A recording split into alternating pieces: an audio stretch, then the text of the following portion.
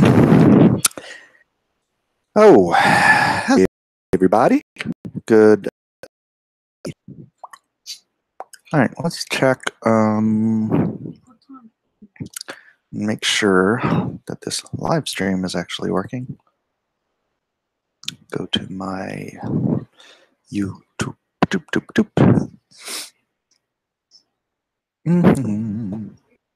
I hope everyone's doing all right tonight. It's 8:38 my time, Pacific Standard Time. Comicsgate Universe Drawing live now. Yes, okay. I'm still in the habit of trying to making sure that everything is actually working. Oh, I'll take an egg. Just one. I find like I had to talk.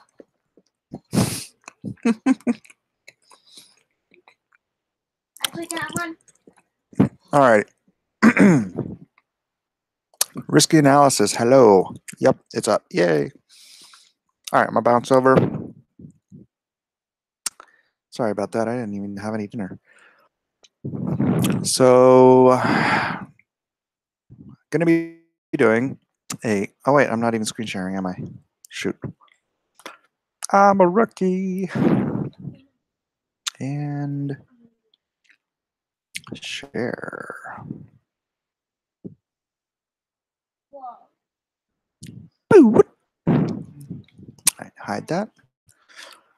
What happened there? That's still working, right?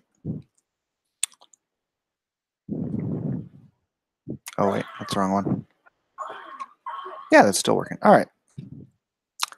Hello, Feel Cool. Glad to have a few people here.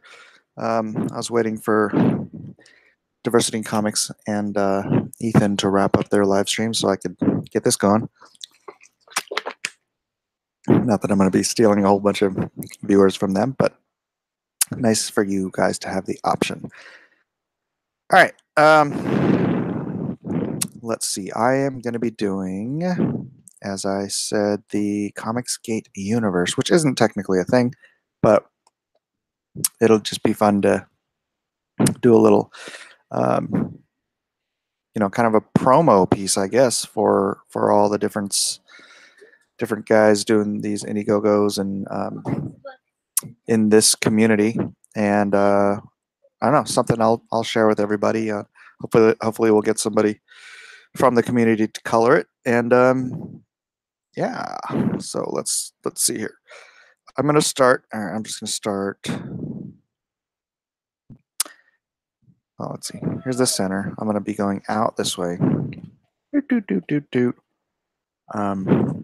different characters, and I don't actually have to. Oops. Oopsie. Actually have to do it like that, but all right, we're gonna start. I was trying to figure who would go where. I'm gonna have probably yeah,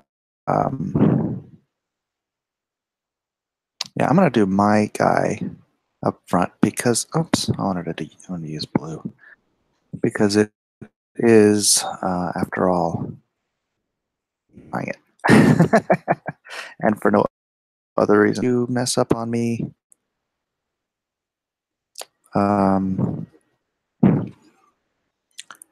So I'm gonna drop Lone Star here. I want to make sure we can see his chest because I want his eagle here. So Lone Star. And I'm gonna do all these guys on different layers. So if I have to resize them to fit more people, I can do that. So let's see, Lone Star coming at you this way.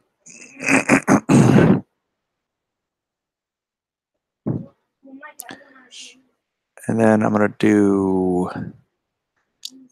let's just do another layer here. Cyber Frog. Wow. Cyberfrog. This is the first time I've ever drawn Cyberfrog, so bear with me. His anatomy is not quite human, so let's do his fist out front. Froggy. Well, Froggy. Nah, let's do showing off his more froggy fingers. And oh man, my neck.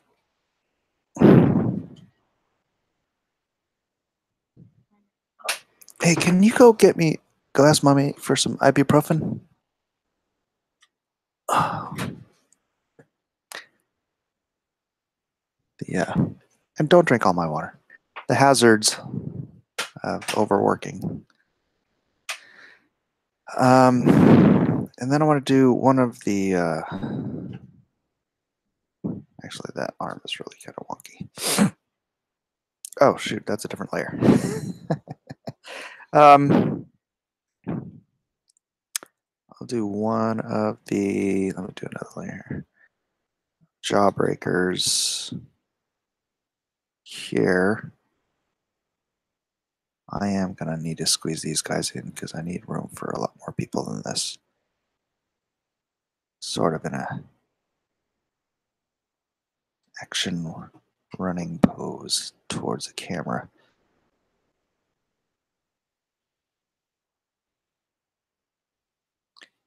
Do do do do do do. Oh, thanks, buddy. Oh man, I'm an old man. I need my pain medicines. Oh boy, I need an acupuncturist. Let's see if anybody's got any requests, suggestions. Oh, hi, other candidate. What? Hello. Just finished watching DNC and then came here. Cool. Hello, Mr. Miller. Been enjoying many of the projects to come out of Comicsgate at this point. I'm looking forward to seeing more from your contribution. Thank you, Froggy. So much like. Hi, Rogal, whatever. Hello. All right, let me merge all these, squeeze them down, so I do have some more space. Oh, you know what? I could just spread them out. Hey, that's a good idea. Right, so move this one down here. This one down here. I'll just keep Cyberfrog up there. And then, although I do have to delete this arm. Right? And might as well save it. So I have had this Photoshop. This is a really old version of Photoshop. It's like 3, Photoshop CS3. And the dang thing freaking crashes all the time. Let's see. Comicsgate u.psd. All right. And so 1, 2, 3. Let's pop Red Rooster in here. The nice. Gosh, I don't know. He seems like he'd want to do more of like a heroic.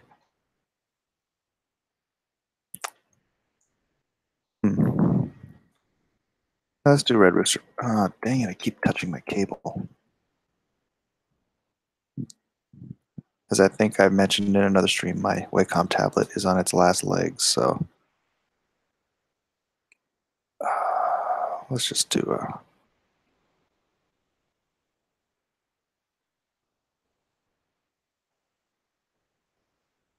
Red Rooster.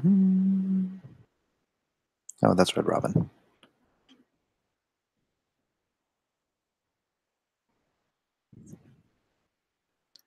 I'm going to have Red Rooster holding his cape because I love that. Ah, shoot, that's going to take up too much room. Because I got to draw the rest of the Jawbreakers, and then I got to draw Salamandroid in here somewhere, and then I got to draw the rest of this team. the unknown soldiers, and then the nuclear family, and then what else? Who else, guys? Who else am I needing? What projects are you looking forward to working on in the future? Mine.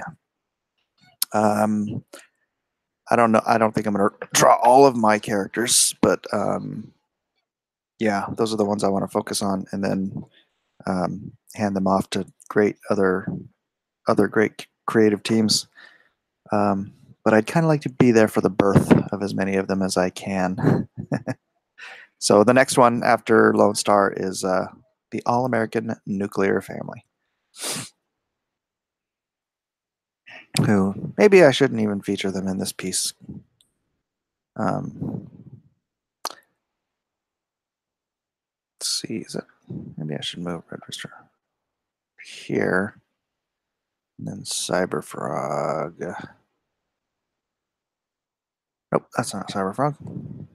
Cyberfrog. Where? Yeah. Maybe even up higher. Yeah, let's throw Cyberfrog up in the corner. Give him a little prominence here. That way we can have a nice Oh, actually, let me move mine up a little bit.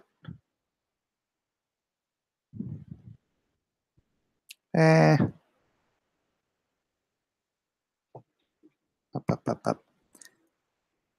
Yeah, why not? All right. Then here, I'm going to create another layer. All right, those guys are okay, I think. Am I missing anyone? I'm going to throw Rainbow Brute back there somewhere.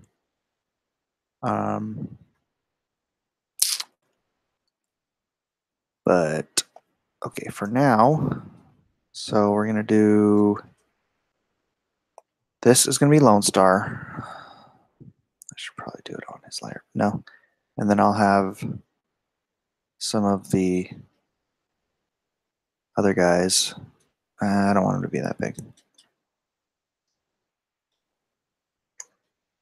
That's the trick with one of these big group pieces is the characters have to get progressively smaller and smaller. But this will be, say, Hothead. Hotshot? Maybe I should just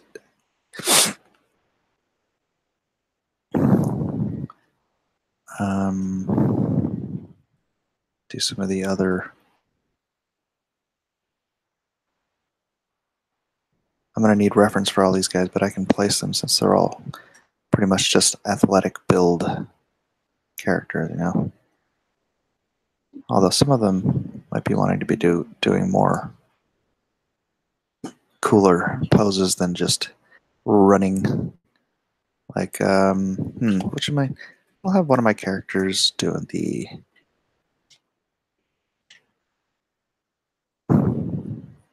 this kind of jump thing.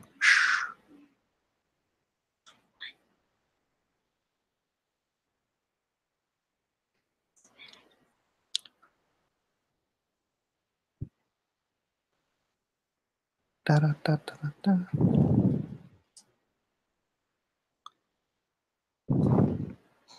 Boy, I'm not going to have room for a lot of characters.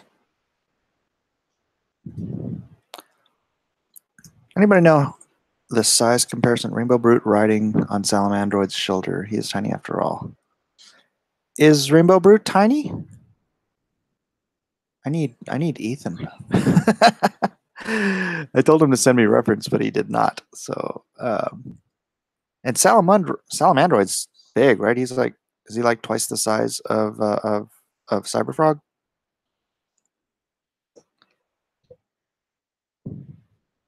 Yeah, there. Yeah, there. What? You guys are answering me in the chat. If there's a little lag, so if you could be more specific. Rainbow Brute is 6 inches. Really? All right. So I think I'm going to need a Salamandroid.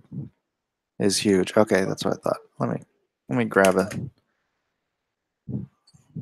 Probably have to grab it off of Ethan's page, huh? Oh, you know what? I have his record-breaking Indiegogo right here. So let me. Holy crap! Yeah, he's Gigantor.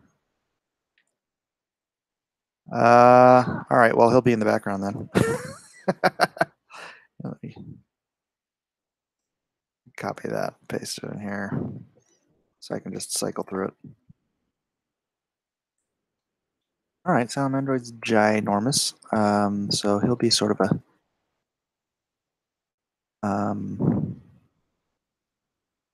it's a big frame. I'll put him back here. What's his head shape? So his head shape is here. Then I can bring his arm up here too. Not.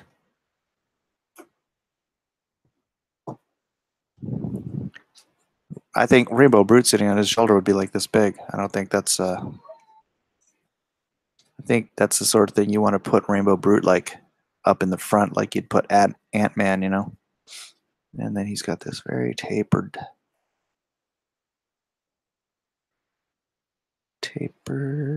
body. I'll have his legs spread out. All right, that should be fun. And then Cyberfrog has very much skinnier legs than I gave him, huh?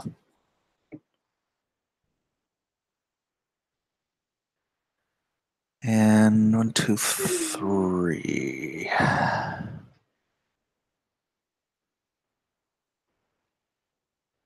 I am at some point probably just going to merge all these layers so that, because it's going to get confusing for me anyways, trying to pick which one I am currently working on. And I'm not going to finish this piece on the computer, so you guys can't just watch me do this whole thing. I'm gonna do layouts on the computer.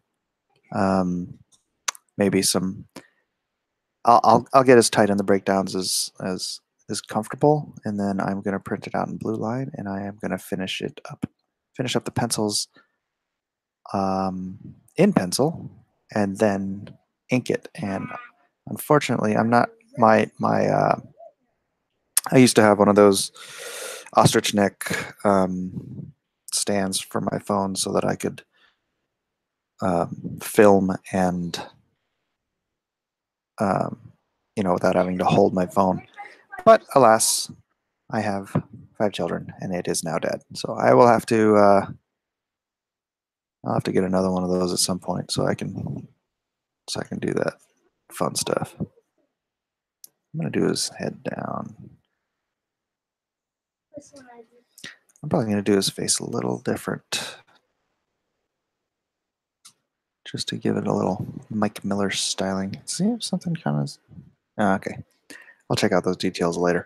Let me grab a red rooster. I mean, I know his body type, so actually kind of have most of his costume in my head already. It's got the toot toot toot toot toot. Any questions from the peanut gallery? Nope, that was Ethan's stream. That's me. Salamandroid is huge. Whoa. Okay, Salamander. What? Look at the fist bump poster. Okay, I will do that. Fist bump poster. That's the fist bump poster. I already did that. Why are you telling me to do something I already did? I know. Hey, I want that poster. Yeah, maybe not. I do to that as a poster. What? I do to that as a poster would be awesome. I loke the Time magazine cover of Cyberfrog that someone made. Yeah, funny. Take a look. Is Red Rooster a vigilante character? Not that I'm aware of. I don't know his entire story. I've seen all the pictures, and I haven't watched the videos explaining him yet. I should though, huh? Will the complete version be on your print shop? I don't know. I'll talk to the other guys and see if it's cool with them to make it available. I'll probably just give them all a copy of the file after whoever colors it, and they can do whatever they want with it if they want to use it for promotion or whatnot. I'm just kind of doing it because I'm excited. I'm excited by this whole thing we got going on. The last night's 400K live stream.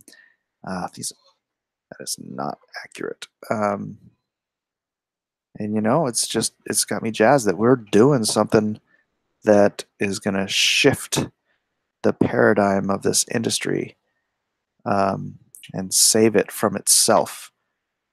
And so, yeah, it's being a part of that is just so exciting to me. So I'm just doing what I can to do a little extra and give us sort of a united front here. I know we're all doing our own thing, but we're all doing the same thing in a sense, because we are united in cause and in craft, and not. I mean, yeah. How else to say it? Red Rooster, I believe, has boots. Let me look him up.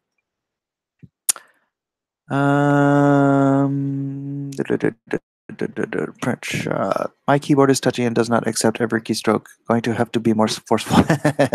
Yeah, I feel you. You heard my problems with this Wacom tablet. Kind of. Mitch says Batman is a barn. So is Batman in a barn? Yeah, I heard that too, and I just don't know what exactly that means. But I like the character design, so Lone Star looks cool. Thank you very much. I hope he does really well. You may want to use the settings above your chat to get timestamps. This would make the chat delay less confusing. Settings above your chat. Toggle timestamps? So what does that mean? Oh. Hey, there you go. Thank you. Can you tell us about your workflow? Do you do the lines on a computer, then print it out? Do you return to the computer for coloring only? Yeah, I usually farm out coloring just because it's so time intensive, and there's guys that have mastered how to do it way faster than I ever could. And sometimes I'll hire a colorist to do like the body of the coloring, and then I'll go in and add stuff to it and do touch-ups and whatnot. But generally speaking, I don't draw on the computer. I'm doing this because, like I said, I have I don't have my ostrich neck stand for my camera, so I prefer just drawing on paper. But for the sake of being able to do these live streams and whatnot, I've been doing more stuff on the computer, just the breakdowns, because I'm never gonna be a full digital artist because like I said, I love the paper. I ink with traditional tools. I ink with a Croquill 102. I ink with a Raphael size 4 lately. I was using 3s and stuff, but Steve Rude told me to use a 4 or bigger, and I started to, and I'm like, wow, this actually works. So the dude knew what he was talking about. Cool. This would be a great standard for all you guys. I am excited for all your books. Signed up for all so far and look forward to yours also. I very much appreciate it. Yeah, I'm going to need everybody's help who's willing to help pimp this out. Spread the word. Red Rooster. I don't even know if there's going to be any images. Spread the word, spread the links, get people to sign up and images. Red Rooster. I don't think they're here. I'm gonna have to go to Mitch's Twitter maybe. All right, forget it. I'll go to Twitter. I think I have too many kids playing video games on my bandwidth. Huh? Yeah. I got that. Oh my gosh, I can't even get my Twitter to work. Come on, guys. All right, you know what? I'll just do his body type and his cape because I know what it is. Hey, Mike, I had the pleasure of inking backgrounds on a few pages of Black Tide for Rick Ketchum. Ah, Rick was great. Rick was one of. Thank you. You enjoyed working on my drawings. But yeah, Rick was. I've never. um, oh, I've never been 100% happy with anybody else drawing or inking my work because I tend to use either inks. I mean, either. Okay. Either. Gosh, should I put the stripes on it or no? I don't think he's doing the stripes, is he? I think this is the one he's doing. I'm gonna do the dog too. What the heck was I saying? Oh, I tend to use either or both quill and brush, and most inkers, copy image, will use either quill or brush. Ooh, okay, hold on a second.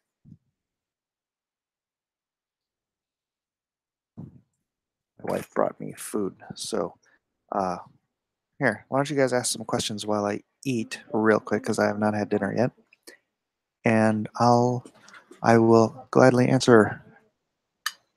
Thank you for the Search Red Rooster comic because yeah, found it. Any chance of Immortal 2 coming back? I remember that comic. I don't know. There's a chance. I still do like the characters. Does this sound disgusting, me eating? Can you hear me like chewing and stuff?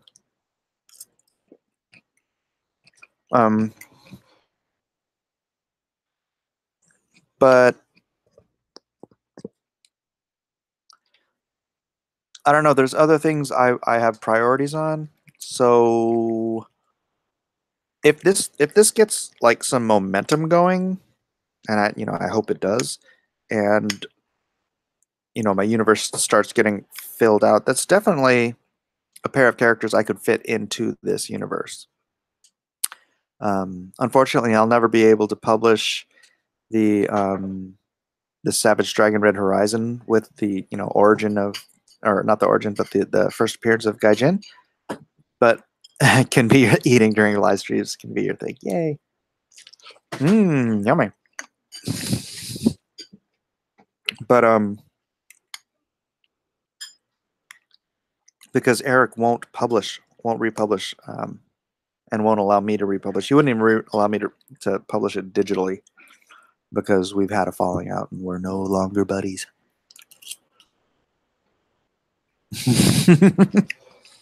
And Zach's coughing.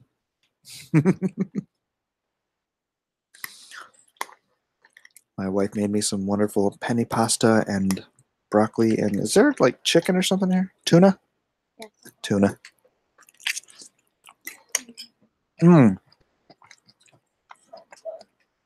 What is Freedom Forge and how do we show support? So Freedom Forge was is the uniting of a number of conservative, right-leaning, or just Republican creators who wanted to utilize each other's resources, each other's fan bases, sort of what we're doing with the Comicsgate thing, but it was more like open for everyone who wanted to be part of it, and we were gonna like slap a Freedom Forge logo on the books, either on the cover or on the interior, so that people of like mind who aren't interested in SJW propaganda comics can just get on there, see the Freedom Forge logo on a book, and know it's something that they're not gonna puke in their mouth reading. Right? Hey, Ethan's here. Hey, buddy. Oh, he probably hasn't seen it. Here, this is what I'm working. Oops, not that one. I got your Cyberfrog and Salamandroid back here. I'm gonna. Oops, darn it. Sorry. I'm doing this with one hand because I got a bowl of pasta in the other. So that's where we're at so far. I was just chatting with that's my reference. Chatting with the audience while I eat because my wife brought me food and I can't reject it. Oh, no way. Katie Couric's producer? Dude. That's amazing. Oh yeah, linguine last night, penny tonight. It's pasta time. Yes, we're gonna make a fine chicken-based gnocchi tomorrow. I hope you'll all be here for that.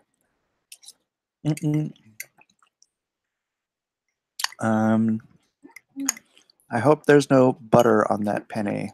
It contains. Yeah, Ethan, stop licking all my butter. It's disgusting. We've got some serious issues there. All right, I'm gonna put this down for a minute and do some drawing.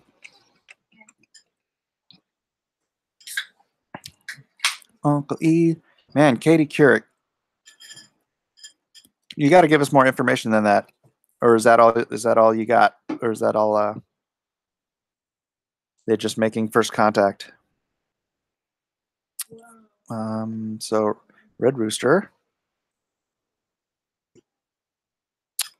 Yeah. Okay, so little boots at the bottom. So do.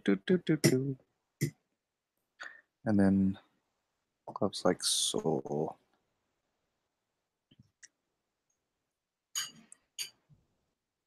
Yeah, gosh, what was that last question? Are you placing Matt Lauer at Comic? There's Bro Secrets. The shirt is XL, not double XL. Hey, there's nothing wrong with a double XL shirt. Want to have a talk about Comicsgate? Can I show that, Ethan? It's asking me show or hide. Is that because there's a Actually, you can see it on here. That's too funny. Do you realize they are setting you up for a hit piece? They did the same thing with Alex Jones. Hey, you know what? Ethan will take the hit pieces and turn them into rivers of cash. So I know you can see it on the share screen. It's funny. Of course. Ethan, you want to get in here and just chat while I draw?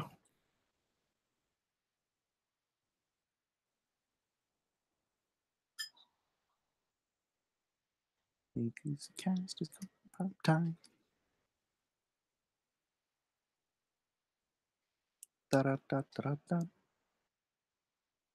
Okay. All right. Let me figure out where I'm at.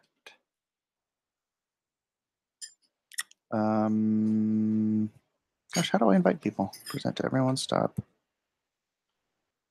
Control room. Chat. Do I just send this? Send this. Oh, I should probably stop screen sharing while I'm doing all this crap.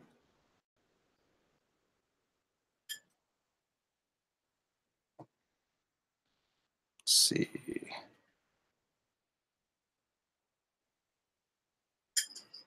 Stop screen sharing.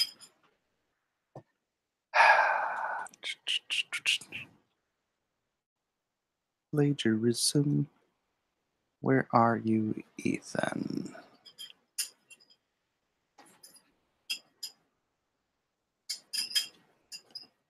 Okay.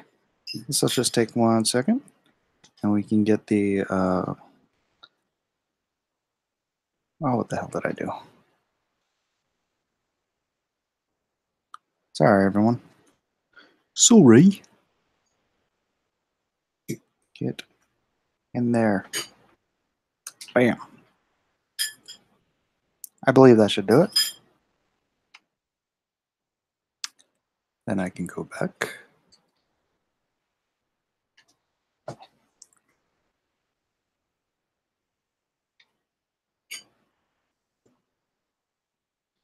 And share. All right. That work?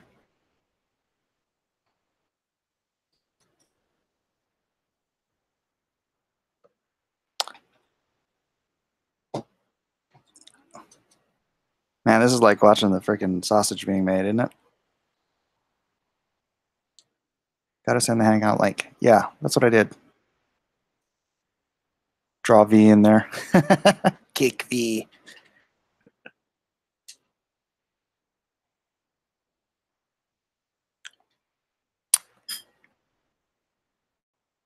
You get the link? Oop, blue, blue. I'm getting a message from somewhere. Oh, that's my niece. I don't have time to talk to you right now, lady. Am I still screen sharing? I am, aren't I?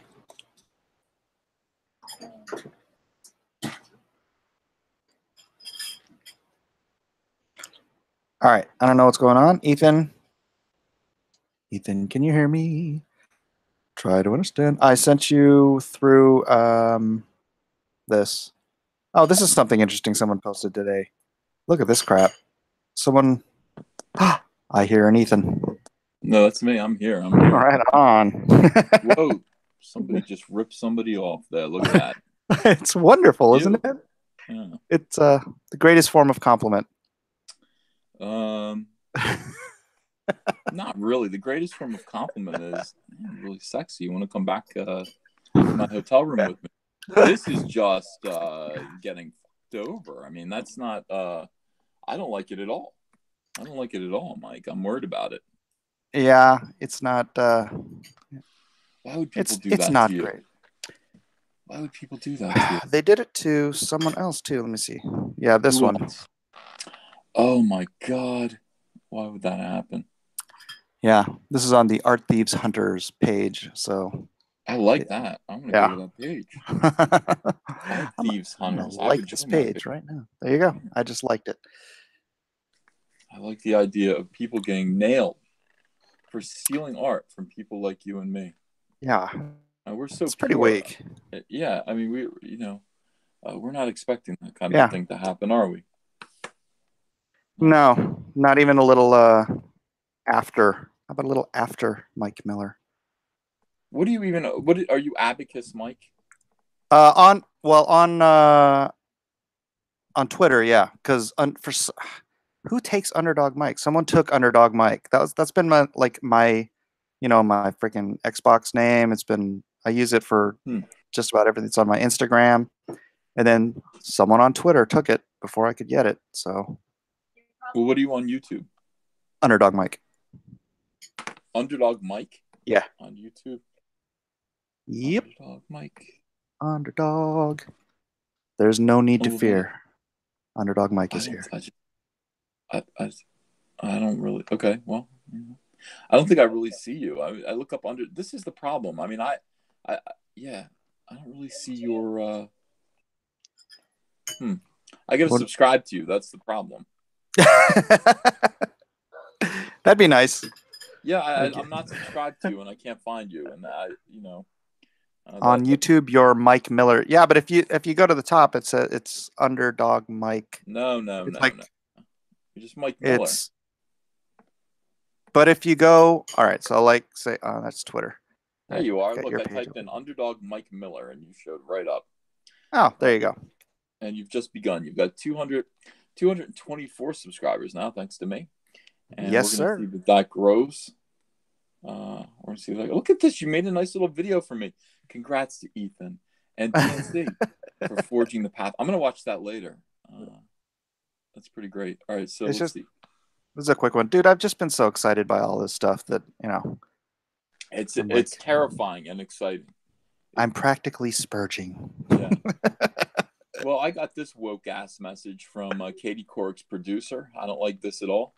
I'm a very, Mike, I'm a very private person. I don't want to go on TV. I barely want to do my YouTube. Well, I love to do my YouTube show. I don't want to be interviewed by people. And yet, these SJWs, they like to play this game of whack-a-mole. They see a conservative kind of emerging, and they want to whack him down again. Hey, why don't you leave me alone? Sorry. Yeah. Hi, Ethan. My name is Brian Proscani, and I'm supervising producer at Yahoo News, and also a big fan of yours. I looked him up. He's Katie Couric's producer. Years ago, you gave me an awesome Kilowag sketch. It's Wag, Kilowag. For free in my GL Rebirth book, and it was one of the nicest / coolest things. Why is it nicest / coolest? Why did nicest and coolest things? Nice and cool, yes. Instead of / nicest / cool. And by the way, if you pronounce that, he would say / like he would actually pronounce the / nicest / coolest thing, because that's what 13-year-old girls do. An artist ever did for me at a con. Right now, I oversee the weekly interview series titled Unfiltered, where we talk to different personalities around the U.S. about different perspectives and topics in the world today. I wanted to see if I could talk to you about doing an interview. Will you be at San Diego Comic-Con? No, I will not. We've been a little left-leaning in our subjects. Gee, really? I had no idea. I'm trying to remedy that. Yeah, I'm trying to remedy that. I'd like to actually club a right-winger over the head. I would love to speak with you about Comicsgate in general, and some of the harsh and unfair treatment you received for your political beliefs, the state of SJWs at the big two, the shops that were unfairly vandalized due to your appearances. There was only one, Brian, and things along those lines. I would love to talk more. If you're interested, I can be reached at. Thanks a lot, and I look forward to hearing from you. Wow. Yeah. I think our waves are getting pretty big there, buddy. We're getting there. This is the entryway right here. This right here is the path to Milo Yiannopoulos. Yeah. To becoming the Milo Yiannopoulos of Comicsgate. Is that what we want? Is that what we're looking for? Yes and no. He's had a little crash and burn, hasn't he? Yeah, I'm not really looking to be beaten up by a bunch of professional journalists. That's not really what I'm looking for. But it's going to happen anyways. Why? Why does that have to happen? I don't have to do anything. Because they. Oh, you mean you don't have to do the interview? Yeah. Oh, dude. Talk to people. I don't have to talk to these people. I don't. No. This is what these people have to understand. I don't like you. And by the way, this message, it's bullshit. Stop talking to me like that. Like, oh, look, you might be sympathetic. Oh, like I might have any prejudice in my mind. Like I'm thinking, boy, Katie Couric, she leans a little bit left lately. I'm glad to see that she might be deciding to be a little bit more fair and balanced. Well, just our producers. Yeah. Well, we just want to, we've been a little left leaning. I know that's a concern of yours. No, I don't care. Nobody watches TV. Nobody cares about Yahoo. I don't care. You guys can sit there and you can praise Kim Jong-un. Nobody watches you. Wait, what is she even on now? Yahoo. I don't. Is that like they have their own video service or something? That's not TV. That's the internet. It is, but I don't watch it. And then I looked it up and I saw Katie Couric praising Chris Hardwick, and I'll bet she wishes she could remove that. That was like 2 years ago. Oh yeah, Chris Hardwick. That's funny. Why are all these men that abuse women hanging around Katie Couric? And what's up with Matt Lauer, Chris Hardwick? What's going on? I don't want to. I don't want to do this. This isn't for me. Yeah. Can I still do this? And can I not do this and still become a multi-millionaire celebrity, or no? Do I have to do this? It might be a shortcut. I mean, they're gonna try to use it to tar and feather, but dude, I mean, if you're gonna talk to a freaking douchebag over at Bleeding Cool, whose name I will not mention. Yeah. I mean, how much worse can Katie Couric be? Are you kidding me? Douchebag at Bleeding Cool is an amateur hour. Well, not as far as being a douchebag. I think he's pro level. That's true. I didn't think of that. Yeah, he is. But even still, I'm not looking for that. I'm not looking for this. I just want to do my YouTube show and draw my frog. Yeah. Avenger 1212 says, Ethan, did you see Mark Hamill interviewed and rehashing his complaints about his part in The Last Jedi at the Saturn Awards event? The same one that Ryan Johnson won Best Writer at. Yes, I did, Avenger 1212. I mentioned it in my live stream tonight. It was, yeah, talk about irony. He did that on purpose. I think he eats his heart out over the way that idiot is treated.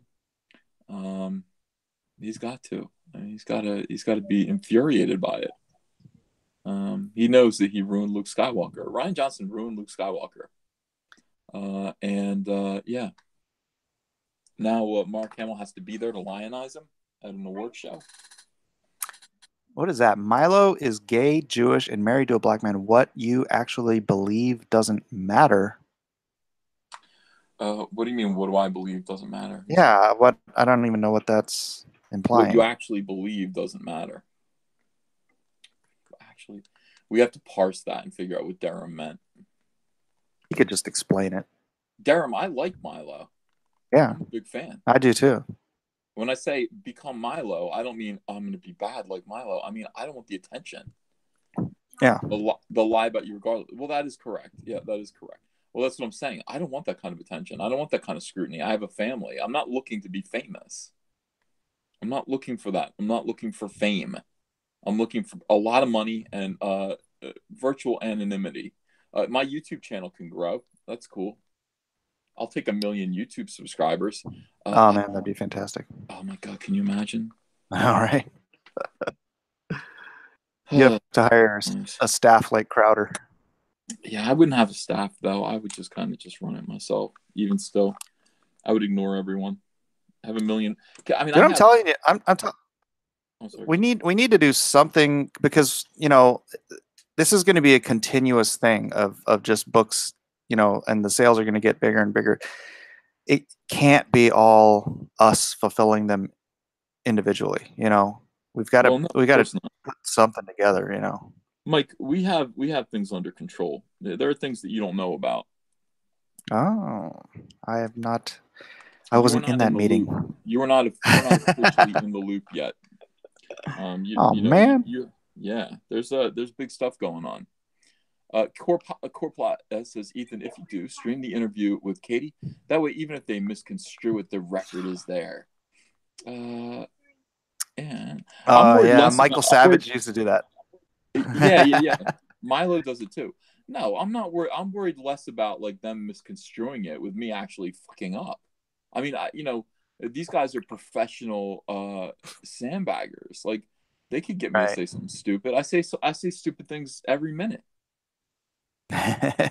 It's your milieu. Yeah, it's that's what I'm all about. Saying stupid things. I've made a career of it. Me too. Look at that frog head that you're doing there. It looks good. I'm trying to. I've never done this before, so gosh, I don't even know if I've drawn a frog head before. So it'll be interesting. It's mostly I make one eye bigger than the other one. I like when he's raising his eyebrow and one eye is bigger than the other. He's not there because he's tired. He's not like Your Cyber Frog head still harkens back to your Todd McFarlane days. Definitely. Yeah, so definitely it does. I don't even think about that, but that is true. Yeah. Yeah, that's good. I like what you're doing there. I like the half closed eye and the one big eye. That looks better. He's got a froggy little face. It's like you ever see frogs like when they their one eye will kind of close and then they'll kind of reach up with their hand and scrub their eye as it's closed and then I like it when they lick their own eyes. Maybe I should have him licking his eye. Oh, that'd be great.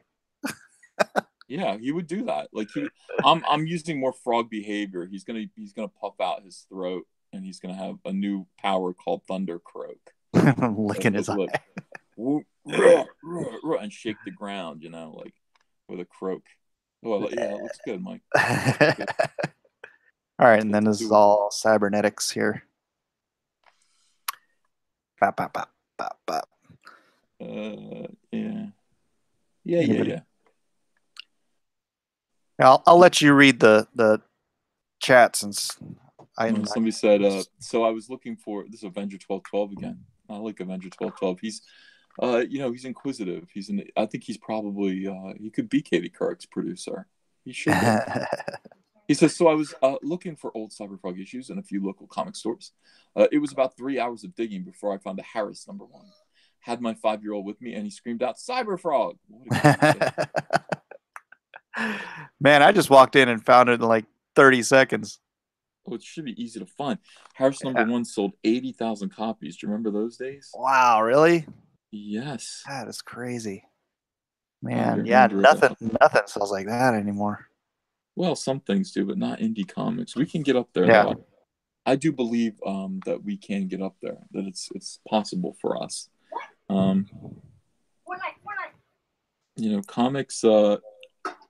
Comics are fluid. Comic sales are fluid, and all we have to do is attract a larger fan base. I like the way you're bending his toes back there. Oh, thank y'all. All right, so other than that, he's got the spikes on his shoulders. You got to do. Oh, let me see. Yeah. I need to just shut that one off. Here, I'm done with Red Rooster. So, oh no, the dog. All right, I'll get back to that. Red Rooster can't fly or nothing. He has no powers. But I guess it doesn't matter. Does it matter for this? Not really. It's just one of those. He's leaping. He's jumping. I mean, yeah, okay. He's using his cape as to float down from the barn. That's better. Yeah. All right, so these are. What is the purpose of the spikes? I don't know. I don't think they have a purpose, really. I don't know why I did it. They're just a design. They're like, what do you call it? From where did I get them from? Zealot from Wildcats. I don't know if I got them from her. I wasn't really reading Wildcats. I don't know where that idea came from. So who's Todd was your favorite from Image? Yeah, of course.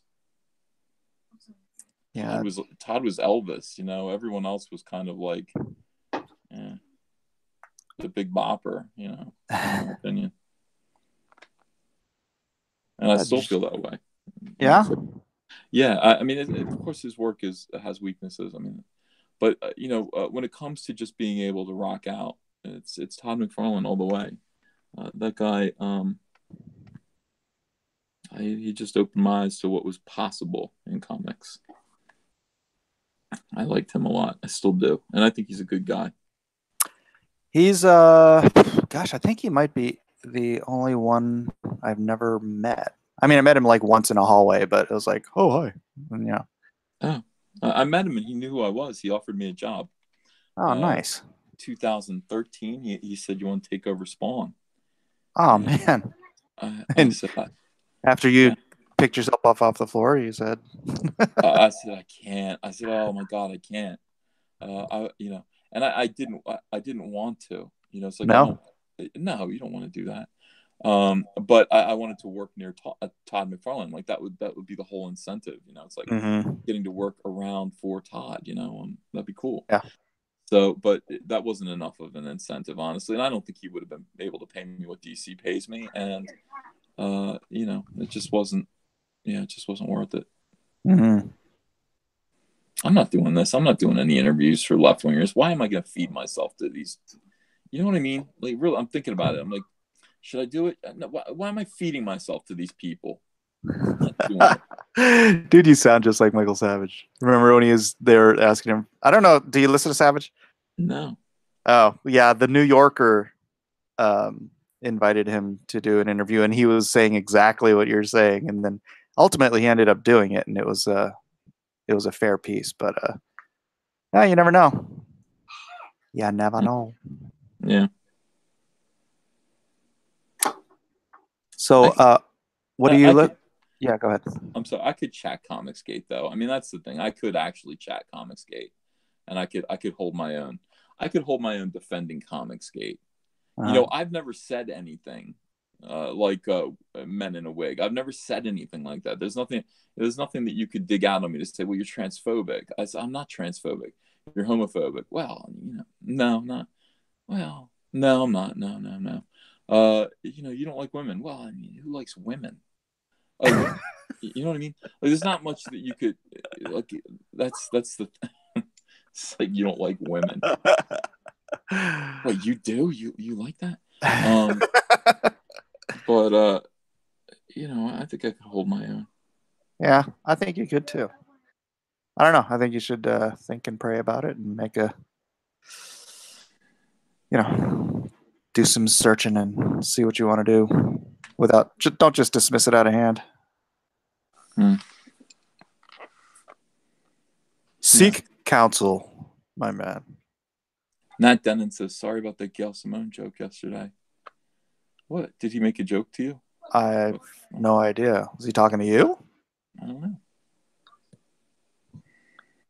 Core Plot says Comicsgate is just a consumer revolt putting their money in products that they want. That's one way of looking at it. Absolutely. Yeah. It is. It's a revolution. Yeah. But it's, it really is. It's an acknowledgement that, comics have the left-wingers, extreme left-wing extremists have taken over much of the entertainment industry. That's out of our control. That's outside of our control. Yep. But they're here in comics, and at least here in comics, which is a small industry, we can put up our hand and say, "Stop! No further. Right here. Right here is it. This is all.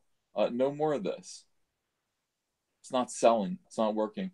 If it was selling, if it was doing as well as it could do, I would join them. Right. Yeah. But it wouldn't be an issue. So, we're sacrificing sales. We're sacrificing our financial futures. We're destroying the industry that, we depend on to provide for our families. For what? To appease the social consciences of a bunch of weirdos who don't even like comics anyway. I say no. I say no. My chair caught onto my desk. Right there. I say no. I say no. Damn you. And then I add damn you. Damn you all to hell. La la la. Yeah. What are you doing? I went back to my fridge and got a drink. Oh, man, my food's getting cold. Hold on a second. More pasta. I got Kentucky Fried Chicken yesterday. Because I get that maybe twice a year. It is my favorite fast food. It's so bad for you. But when I get it... Dude, the coleslaw is so good. Yeah, it's so good. I like it. It's my favorite. And I put it in the fridge. I got a 20-piece, and Andrea ate some. I ate some. And then this morning she took some, or tonight she's like, do you want your Kentucky Fried Chicken? I said, yes. And she put it in the crisper, like in this kind of oven thing that she's got. And it was even better the second time around. I was so excited. All right, I'm doing this for your benefit. Look at what do you got? You got a John Lennon shirt. That's right. New York City. So I was the biggest Beatle fan since I was like 13 years old. And like the first time I ever got to New York City was like 4 years ago for New York Comic Con. And I went to one of those little gift shops and I'm like, the shirt. So I got it, brought it home, cut the sleeves off, just like John. That's cool. I love John Lennon. Is he your favorite? Yeah. Oh yeah. Yeah. Oh yeah. I used to just have fantasies about what would happen if, Feel Cool says, Ethan, my wife thinks you sound like the dude. You mean the guy from Big Lebowski? I don't sound like him. He's got a Californian accent. I'm definitely East Coast. Joseph Trent, PBS. Maybe she meant Steve Rude. Oh, yeah, Steve the Dude Rude. I know he sounds like I could. EVS, KFC over Popeyes? Yes, absolutely. Popeyes gives me heartburn. It's got like this kind of spicy thing that it gives me like acid reflux when I have it. I don't like it. I don't like Popeyes. It's overrated. Requited. Thank you for asking me. Have you watched Mike's Blacklist video? No. Why? He has not seen the Blacklist video. What is the Oh, it Blacklist? was just me. It was, remember that pitch deck I sent you a while ago? Mm-hmm. The Blacklist pitch deck. It was just that I took out some of a couple of the pages and just kind of went through it, explaining what the long-term plan is for the whole universe and stuff. Is it cool? Why would he ask me if I've seen it? Do I need to see it? I don't know. You can. It's on there. It's one of my videos. I'm putting on my soy glasses. But you read. Hold on a second. But you already saw it, or I guess I got into it a little more than the PDF. Right so now. I'm drawing too. Oh, nice. Yeah. Do you have your camera set up? We could just look. It'll gnip between our drawings. Oh no, well, I don't know. There's nothing I want you to see here. But look, here are my soy glasses. Wait a second. See? Oh my goodness. Yeah. You look like a doctor. Yeah, these are my Tim Doyle SJW glasses. So, it's the thick black frames. Little right. Buddy Holly. Mm-hmm. I mean, my God, I got to get my face out of here. At least you're not wearing the Walking Dead hat. No, not this time. It's over here, so I love that Walking Dead hat. But it's falling apart. Robert Kirkman gave that to me. Really? Robert Kirkman himself gave it to me. I treasure it. I'm sure he regrets it now. But at the time... Do you remember Kirkman being on the MS on the AOL boards with us? No. You don't? No. Yeah, that's why he still hates me. He hates you? Oh yeah.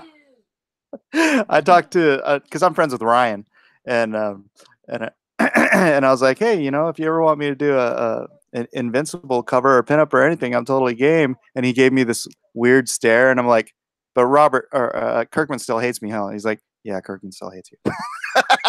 That's not nice.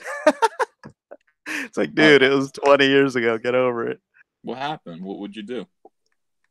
Oh, you know how I would argue with everybody. Yeah. He's a very staunch atheist. So he and I we disagreed on a lot of stuff. Why would an atheist hate a Christian?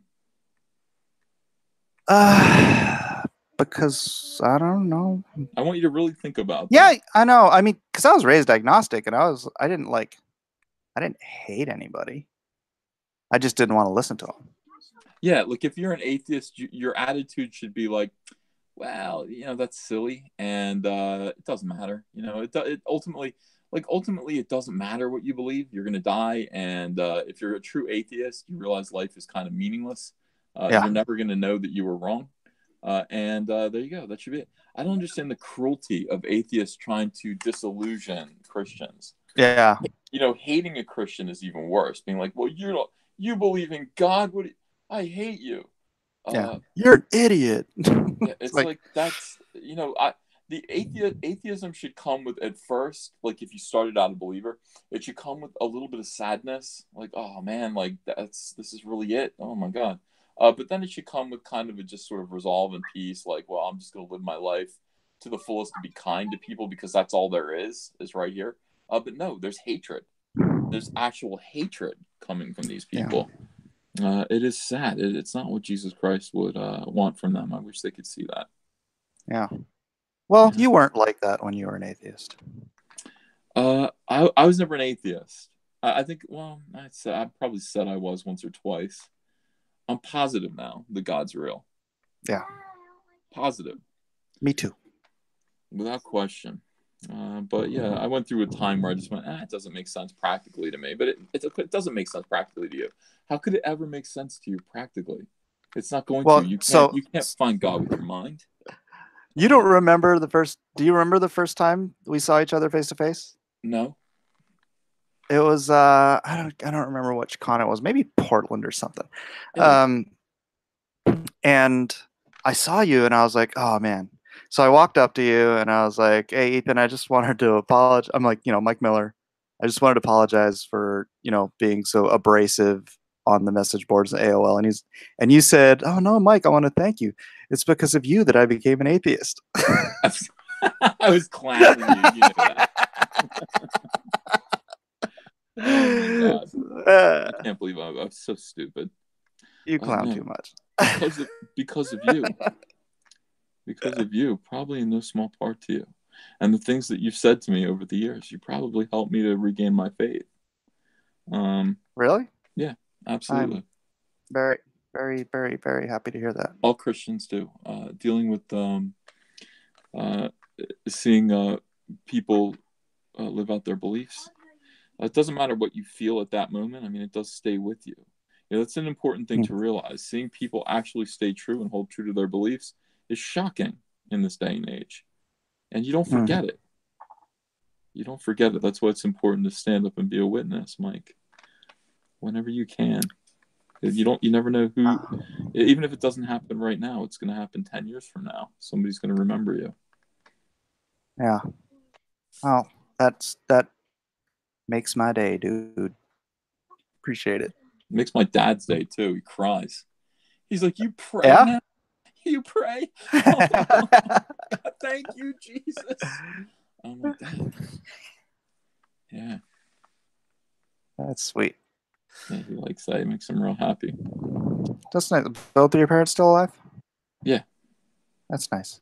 They're divorced. They're both remarried. My dad is still very healthy. I'm worried about my mom. But yeah, they're both still around. I'm lucky to have them, and I'm lucky to still have one grandmother, who is still rocking and rolling. She makes chocolates. She makes candy and pies and everything, and invites us over all the time. Andrea, my Italian grandmother. My grandfather's Dutch. That's where my name comes from. That's where my whole look comes from. Yeah. But my grandmother, my dad's mother, is Italian, very Italian, and great cook. And she loves my Andrea. She kisses Andrea's face. Oh my God, my Ethan married such a beautiful woman. Loves Andrea. That's nice. Probably would let Andrea cook too. She doesn't really let too many other women in the kitchen with her. No, so, not even to show them the ways of. No, get out of here! I'm doing it myself. Get Jersey Italian. Jersey. That's nice. Nat Denon says, "How many Mormons are in New Jersey?" I thought there were like 0, honestly. Well, there are lots of them, Nat. I mean, there are Mormons everywhere you go.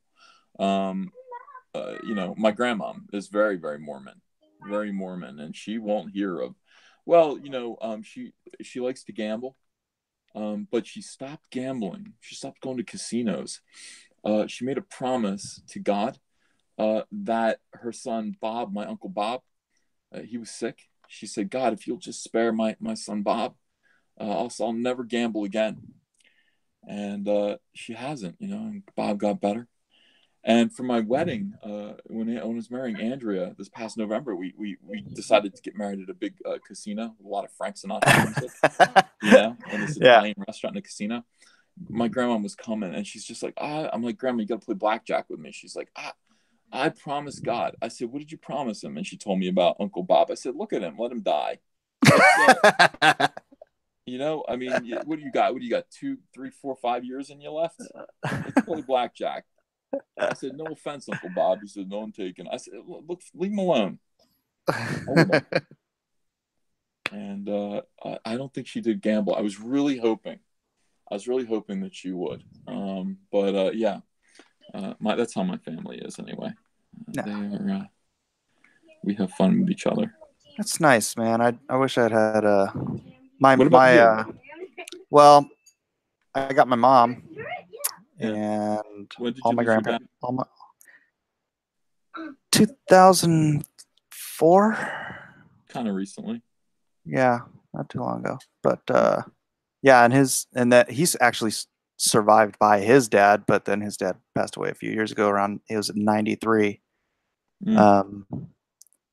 And yeah, his actual real mother died in childbirth. So oh boy, she was 100% Norwegian. And so that's why one of my kids is a blonde-haired, blue-eyed, little Aryan youth-looking guy. Crazy. Right? Yeah. He's a quarter Japanese, and he's But yeah. He looks like a Mormon. What do you mean? All Mormons are blonde hair and blue eyed, except for the Osmonds. I don't understand how the Osmonds. But yeah, the rest of us are all blonde hair and blue eyed. Really? Yeah, for the most part. I mean, if you go to Salt Lake City, that's what you find. Salt Lake City Mormons are all, Are they Dutch? What was Joseph Smith? That's an interesting question. What was Brigham Young? Like, where did it? Yeah, it sounds English to me. Joseph Smith, Yeah. English, right? You would think he was kind of UK based. Well, there's Smiths from every European culture, I think. They just spelled it differently. Schmidt in German would be Schmidt, right?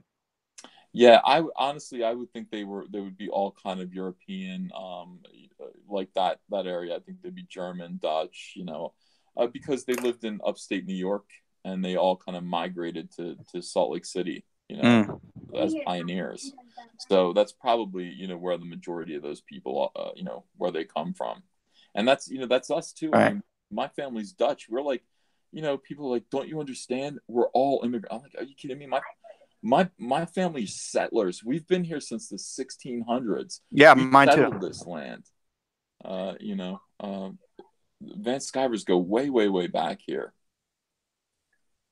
Yeah, same here. I did the old ancestry where you would just waste countless hours every night for like 2 weeks looking back and back into your history. Yeah. Yeah, we've been here since like 1611, something like that. Us too. Yeah, us too. That's pretty cool. Hey, maybe we're related. We're my grandfather's, my dad's side is like Pennsylvania Dutch, and Swiss, and a handful of other things. So I like to think that we didn't slaughter Native Americans. Well, you know what? They were slaughtering each other. That's true. Every bit. I say that all the time. It's like the entire history of the human race is clan against clan, and then city against city, and then nation against nation, and then peoples against peoples, and then religions against religions.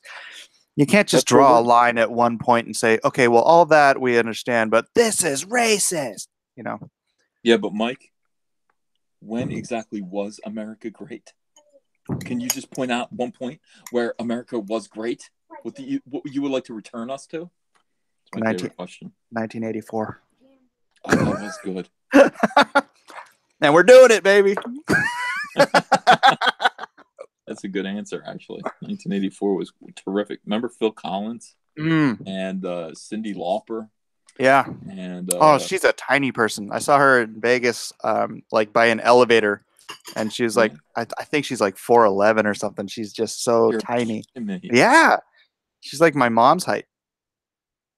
You know who's pretty big? Britney Spears. Really? Yeah. We went to see Britney Spears in Las Vegas. She's bigger than life. I got front row seats. We got a big table, like a VIP table at Britney Spears in Vegas, with Carlo Barberi and his wife. Huh. And just watching Britney Spears on that stage, I'm like, my God, she's like, you wouldn't know it, but she's pretty tall. Really? She looks, she looks so petite. Yeah, you never know. I would go see her again. That was a good show. Maybe I was just really drunk. Yeah, I was very drunk. I was very, very drunk. That night we went out and partied. Me and Andrea just had a great time. And then we remember the next day that we had eaten sandwiches, but we didn't know where the sandwiches came from. And we still don't remember. We just remember eating sandwiches in Vegas somewhere, like on the side of the road. And we're like, that's how drunk we were. But it was a good time. Joseph Trant says, but she can dance. She can dance. Yeah. She puts on a good show. She doesn't sing. We were more drunk than Cecil. She just lip synced. Yeah, of course. I mean, she runs through all of her hits, and you realize, oh my God, she's got a lot of hits. It's a good show. It's a fun show to take. I would take your wife there. I mean, I'm saying you should take your wife.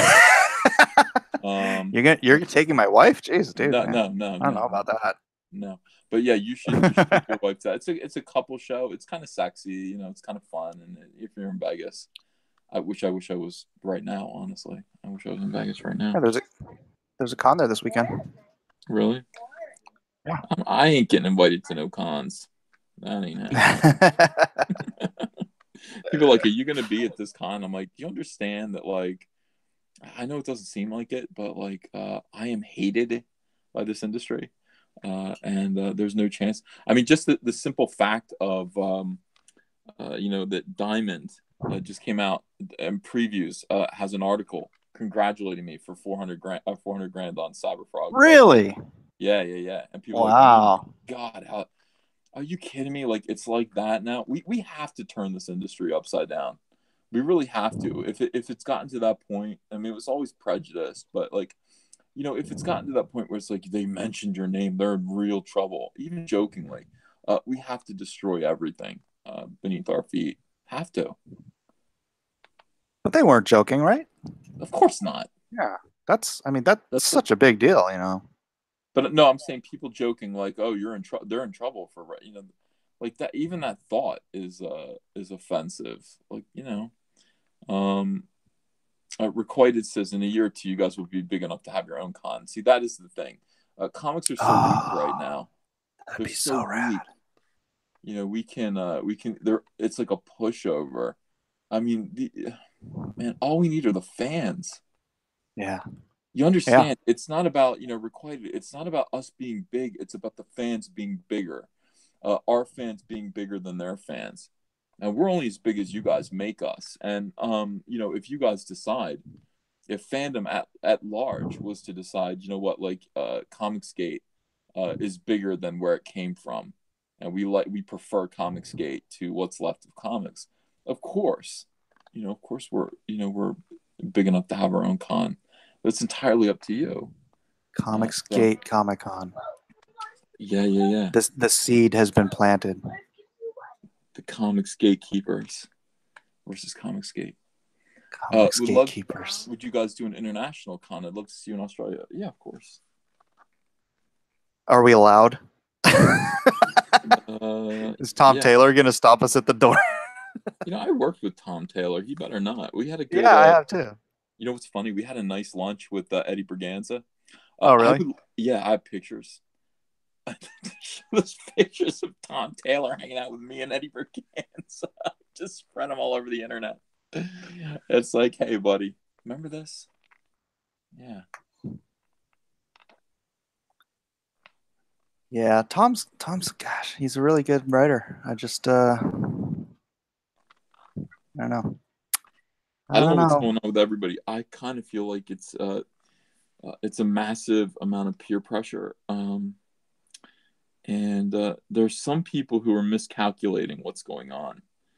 People like Richard Pace, these are ex-friends of mine. Richard Pace and Moose Bauman are under the impression, like, they feel like they lick their finger and put their fingers up to the wind, and they feel like that's the way the wind's blowing.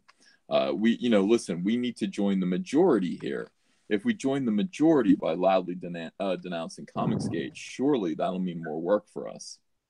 And it will in the short term. It will in the short term. I really hope so. But what they're not understanding is this. They have split the audience right in half. They have split this audience in half, I believe. And they, as 99% of comics, get to share 50% of the audience. And we, the 1%, get to share the other 50% of the audience. I'd rather have you heard from people saying, like, I can't wait to come back to comics because of this? Of course. Yeah. Isn't that crazy? I got that with Injustice a lot. Like, I got a lot of people saying that Injustice brought them back to comics. But I've heard it here too with just what we're doing here. A lot more so here, because people really, I mean, we're talking to people who haven't been reading comics in a long time. Yeah, and for a good reason, right? They're terrible. The comics have been terrible. The environment is toxic, and there's no reason to read these comics. We get these, we get comics, and Andrea goes through them, and she's just like, this is all garbage. Yeah, it's all garbage. Like, nobody put time into this. Nobody put love in. There's no real reason to read this. This is just a quick periodical. Somebody did this. This was all written and drawn out of hunger. Somebody did this to make a paycheck. Yep. Because an issue has to come out this week, so that's why it's there. That's why it exists. And I found myself doing the same thing.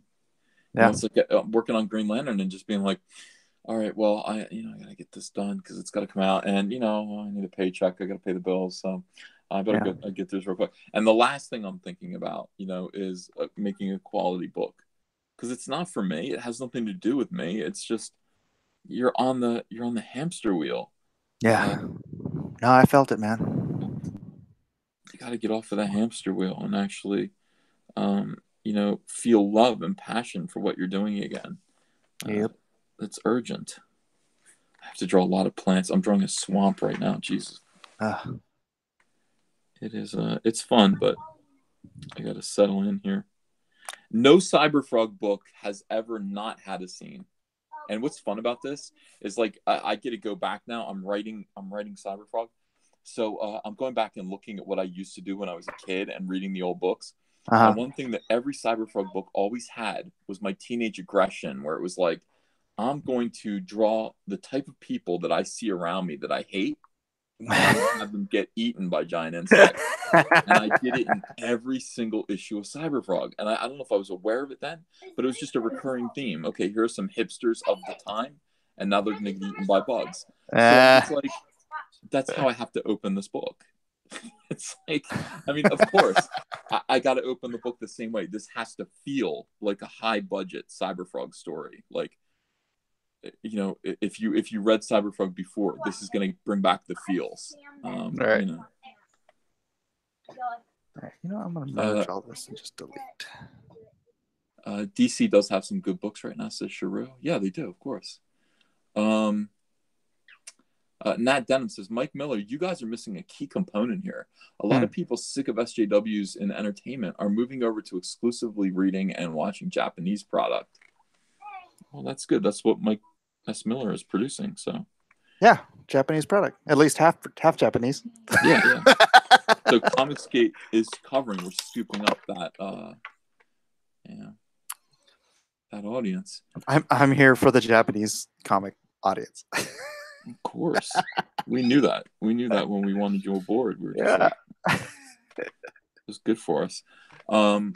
Ethan says, Avenger 1212. Have you thought about all the stars that had to align for Cyberpunk to come about? If you sold it to that publisher you mentioned, or if you didn't go full tilt on The Last Jedi, everything would have changed. Everything happens for a reason. Yeah. Man, that truth has gotten me through so much grief. I said, that's funny that he mentions The Last Jedi, because I said that to Andrea. I was just like my success on YouTube happened because one day I said, all right, fuck it, I'll watch The Last Jedi. And I rented it when it was new. I actually bought it. It was $22 on TV to own it on TV digitally. And I bought it and I watched it, and it was so irritating that I made a video complaining about it. And that video, it was like an hour long of me bitching about The Last Jedi. That video blew up my channel. And I hadn't watched anyone else's, videos about it. This was just my pure reaction, my take after seeing that movie. And it blew up my channel so fast. And I was like, oh, cool. And then the next day, I was in the shower, and it was still bothering me. It was still oh my gosh, about it was bothering me, and I made more videos.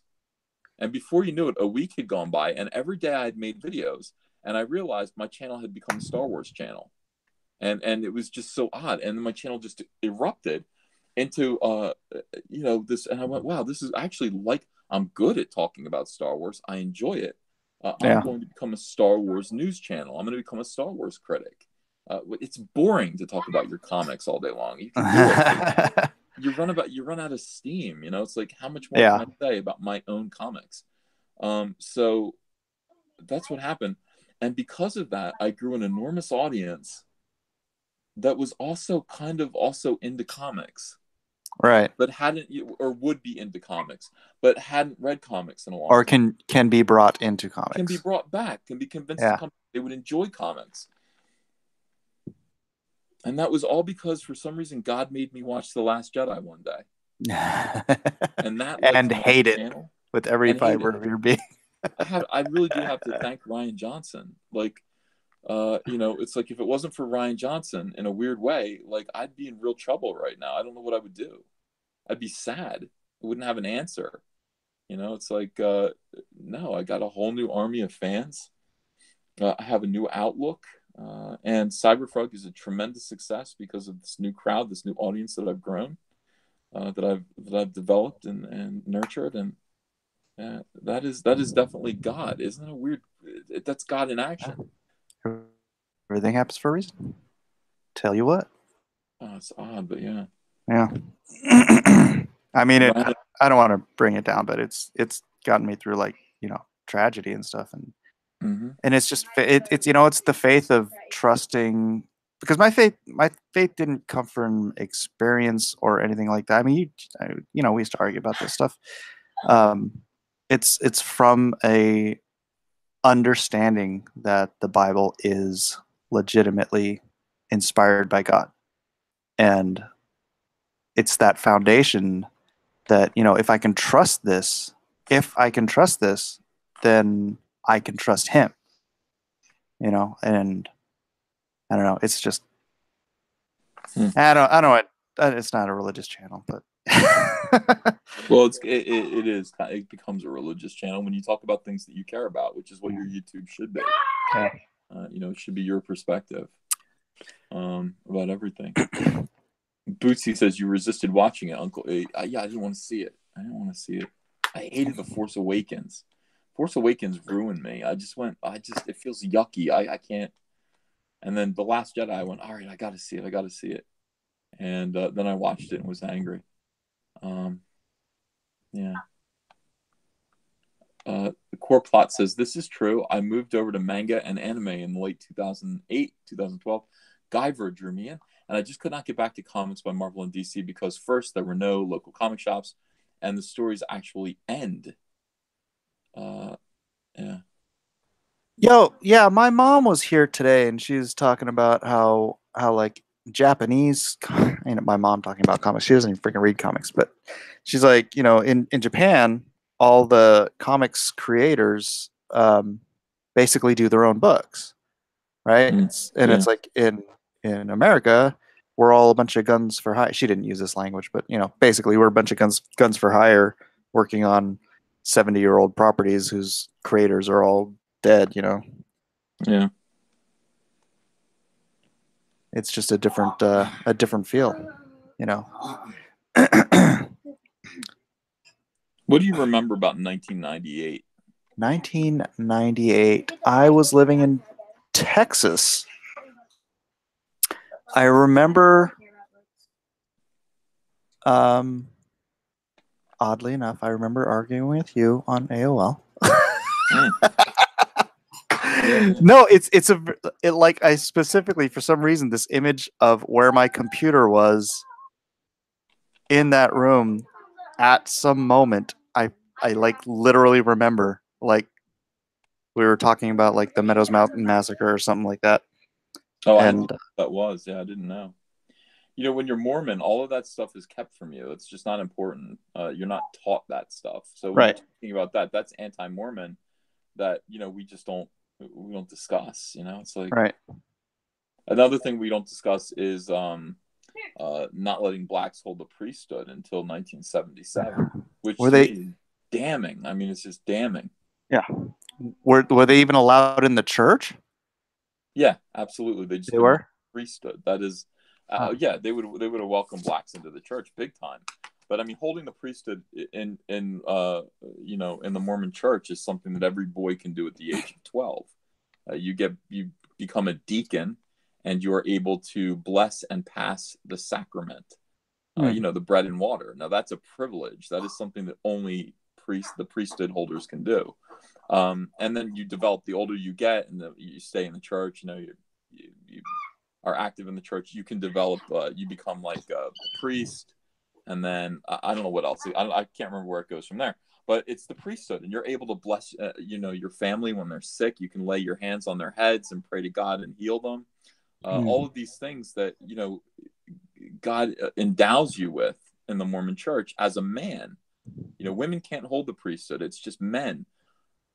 If you're white, and that was something that was quickly changed in 1970. When I say quickly, it was changed in 1977. And they said, "Oh, God said that it's okay now." But wait, how could the perfect word change? Well, listen. You want to hear some Mormons stutter? Sure. That's the question you ask them. Oh, Explain that. You want to hear some Mormons go? That nobody's proud of that. It's shameful. Yeah, I had some neighbors who were who used to be Mormons when I was living in Portland. And yeah, they left the church because one of their children had passed away, and according to what they were being told, they would never see them again because they go to a higher heaven. They misunderstood. Well, that's what their they misunderstood. Priest or whatever, pastor or priest. I don't know what you guys call it. That's irresponsible. They just misunderstood exactly what was being said to them and took it very personally. But yeah, that's not the case. I left the church because Mormon missionaries wouldn't stop coming over my house, and I was living in Portland, Oregon for a year and a half in 19. Oh, really? When? 90? Oh, okay. 97, 98. And that's where I was. I guess that's where I was when we were chatting. And right before I got married. Anyway, the Mormons realized I was there. And I said, I am LDS. And I could really, I was sad. I was living by myself. I was alone. I was sad and working on SCIVER. Things weren't going so well. And I really could have used the church. I really could have used something familiar. These boys to come over and tell me God loves me. And give me but listen, Mormons are 19-year-old boys. What the hell do they know? What do they know? And these guys just wanted to come over. Essentially, when you're Mormon, you go, oh, but they're missionaries. No, these are boys. These are little boys. They wanted to come over. I had Pac-Man, Donkey Kong, and Frogger arcades in my apartment, full-size arcades.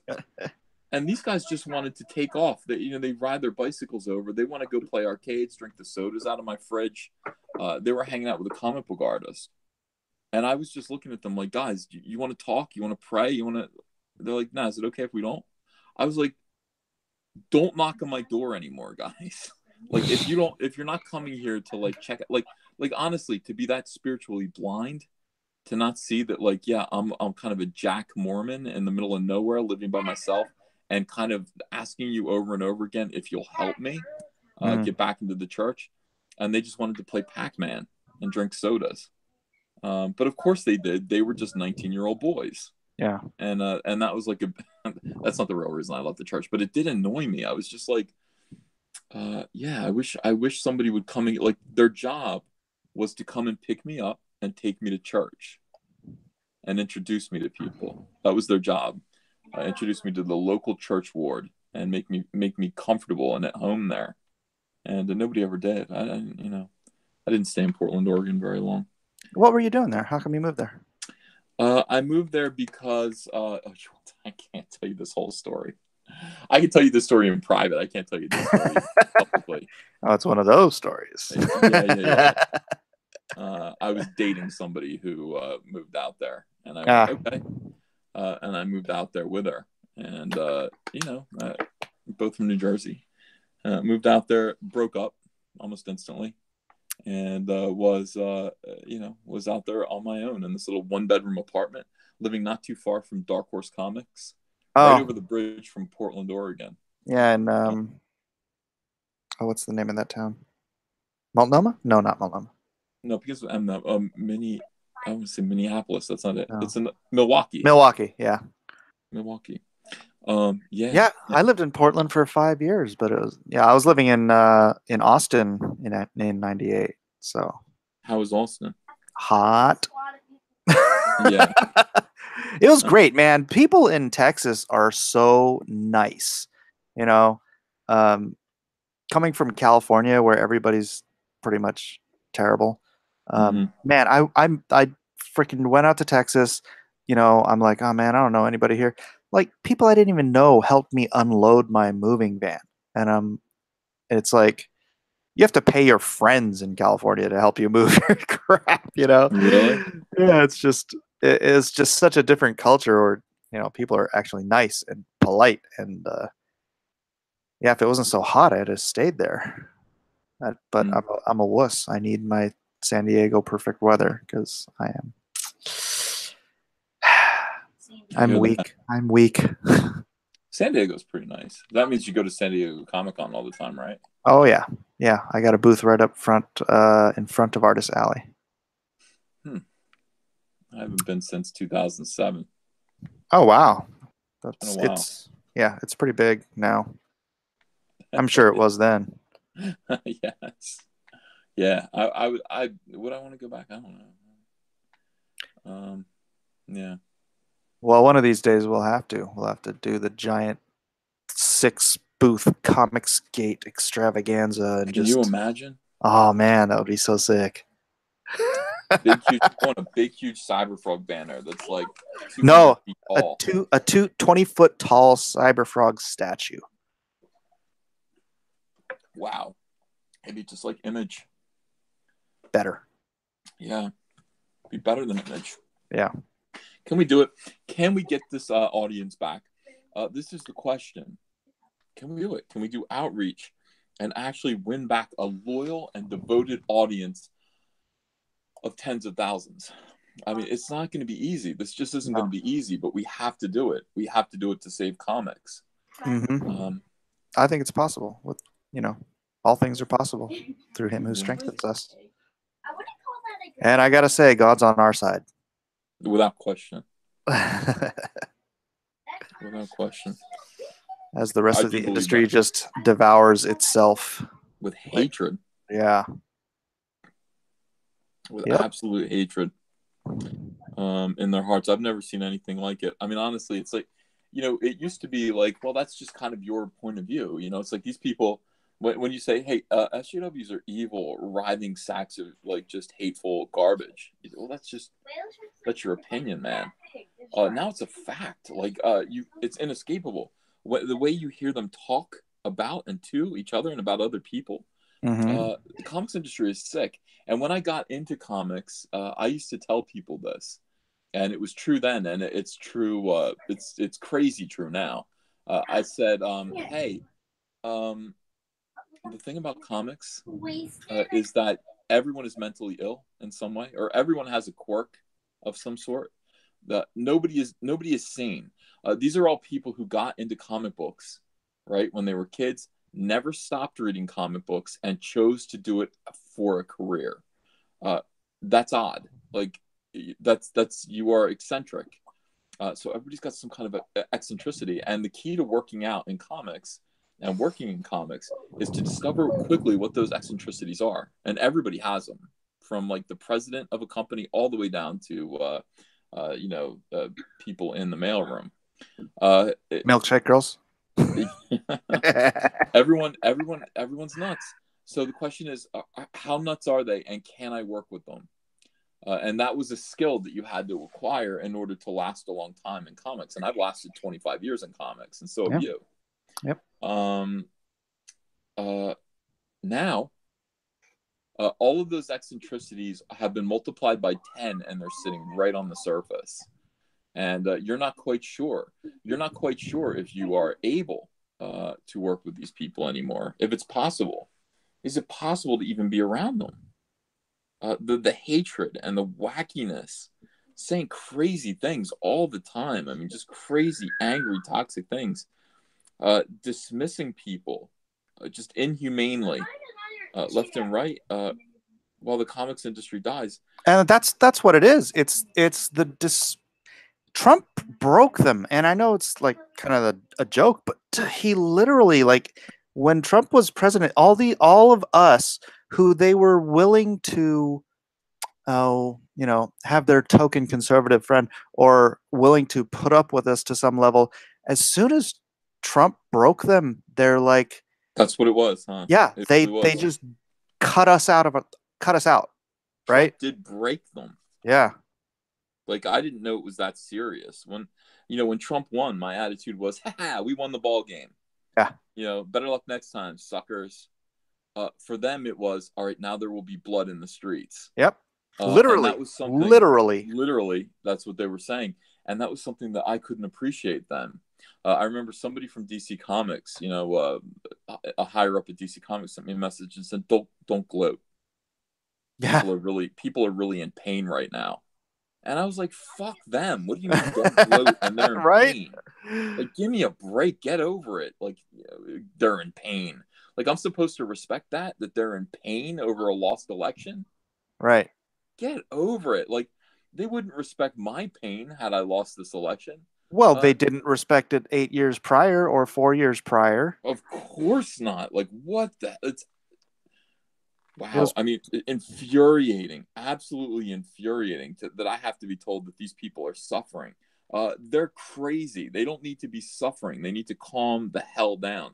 Calm their tits. It's gonna be okay. It's gonna it's be gonna be okay. great. Yeah, it's gonna be better than it's gonna be awesome. Terrific. But no, now we're in danger. Don't you understand? There are a lot of people that are scared tonight. They're scared. Why do we have to tolerate this? Why do we have to listen to this? Right. Why do we have to pretend that we understand what they're talking about? That is the thing. And then a lot of people are being attacked. People are being No. attacked in the Muslim. All hoaxes. Every single one of them. Hoaxes. Yep. Hate crime hoaxes. One after the other. Yeah, those hoaxers should have been thrown in jail, man. Every I single one. wish. And so, they're going to lose again this November. I mean, I'm not even paying attention. I'm not watching it. I don't care. They're going to lose again. Oh yeah, And guaranteed. they're going to act crazy again. And, what are we going to do? They're gonna freaking burn cities down just like they did last time. Do they realize that they're nuts? They don't. They think this is like a reasonable reaction to losing an election. No one who's crazy realizes that they're crazy, and they are. They've just freaking lost it. I mean, people you've known for years, right? Just cutting you off. Right? I mean, how many friends, people you'd been. I mean, Mark Waid is just a great example. Yeah, Mark Waid. I mean, Mark Waid really did cut me off. But I'm confused about Mark Waid in general. Like, I think Mark Waid was cynically trying to leverage a phony friendship with me in order to hurt diversity in comics. And when he found out that he couldn't do that, he gave up and became his true self. That's an interesting way to put it, a phony friendship. Now, do you think it's always been a phony friendship? Or because he really has disdain underneath for, and not just him, but other like-minded people, where they just, because that's kind of the box they always put us in, is and that's how they dismiss our solutions for anything, is they consider us either stupid or evil for holding those positions. Right. And so can you be friends? Can you honestly be friends with someone who you consider to be evil? I mean, if you just considered them stupid, but you talk to me or you for 5 minutes, we're not freaking stupid. So obviously we're evil. Yeah. Well, yeah. I mean, I guess that's the answer. I think that every single friend that I have that is a lefty kind of enjoys being my friend because it flatters their own vanity. Like, they're able to like, I'm a monkey for them to talk to and try to figure out. The token conservative. Yeah. Kind of look at token a little bit. Like, hey, I can be friends. I'm cool. Like, for a little while, it was, hey, I'm cool. Like, I can be friends with. And by the way, they use Billy Tucci for that all the time. Poor Billy Tucci. Listen, Ethan, why can't you be more like Billy Tucci? Nobody hates Billy Tucci. Well, Billy Tucci's afraid of you. I mean, you talk to Billy Tucci and say, Billy, how come you don't how come you don't talk out more about how you feel? Because I know how Billy feels. Yeah. And he says, well, somebody told me a long time ago that I was losing work. It was Dave Johnson. I had this conversation with Billy and in Phoenix. I fucking hate Dave Johnson. Hate him Yeah. with a violent Yeah. passion. I knew that guy for 20 years, and I saw him at Dragon Con, and I just walked up to him because I didn't assume he hated me, and he snubbed me and pretended like he didn't know me. I'm like, I wish you would. I wish you would have done that to me. He used to follow me around the internet, harassing me. oh really? Yeah, and it's stupid. And I'd be like Dave, let me. This is what finally did. Like he thought he was clowning on me, so I'd show up and talk about something somewhere, and he'd be right behind me, and it was always stupid. And I turned to him finally, and I said, Dave, let me break it down for you. You're not witty. Like you have a low IQ. And that's coming through with the things that you're saying to me. I mean, you like legitimately, if you were funny, I've met scary, funny, clever left wingers. You are not that. You have a low IQ. B, I don't like your artwork. I don't like you. You're not smart, and I don't like your artwork. So I have no use for you. I have no use for you, and therefore I don't understand why you will not leave me alone. Like, am I supposed to tolerate you? And that hurt his feelings in a weird way. In a weird way. But here's the thing, like honestly, like he was saying despicable things to me wherever I went, just disrespectful, extremely despicable things to me. And finally, I just had to say to him, like, dude, you have Daily Show syndrome.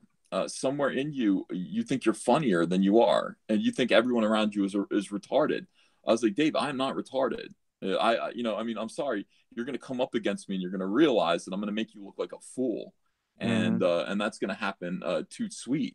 Everyone else around you will realize it. It might take you until tomorrow to realize that it happened to you, but it will happen to you.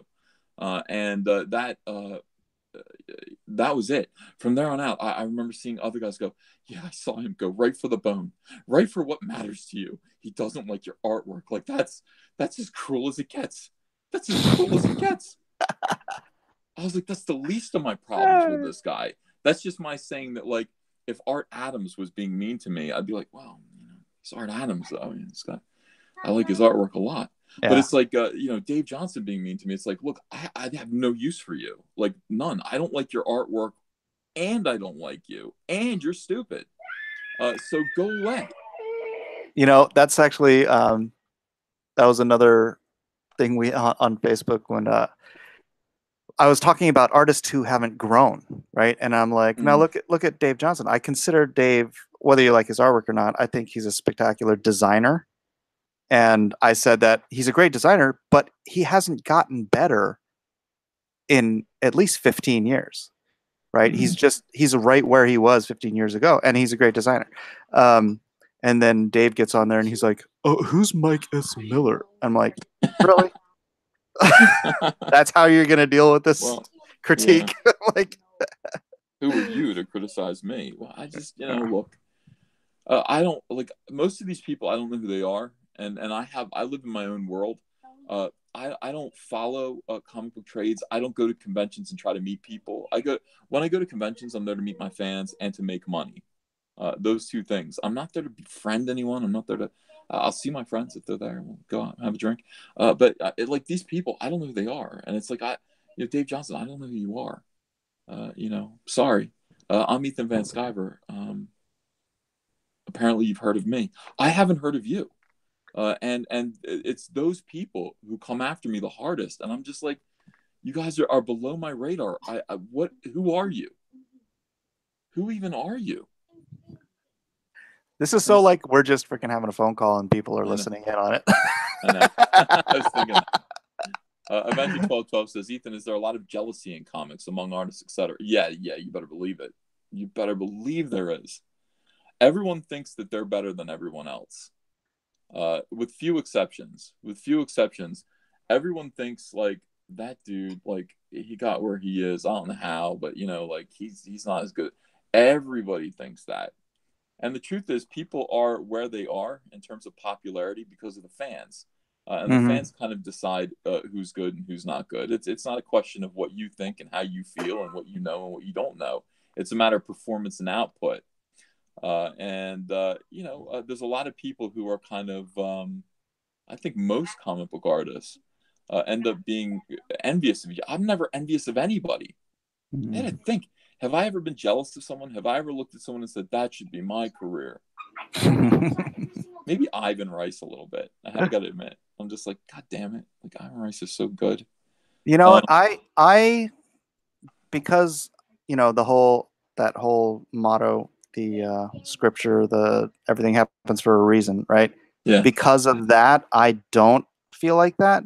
Yeah. But if I removed that from my being, dude, I was drafted into Wildstorm in the freaking Jeff Scott Campbell, Alex Garner, that class. Yeah.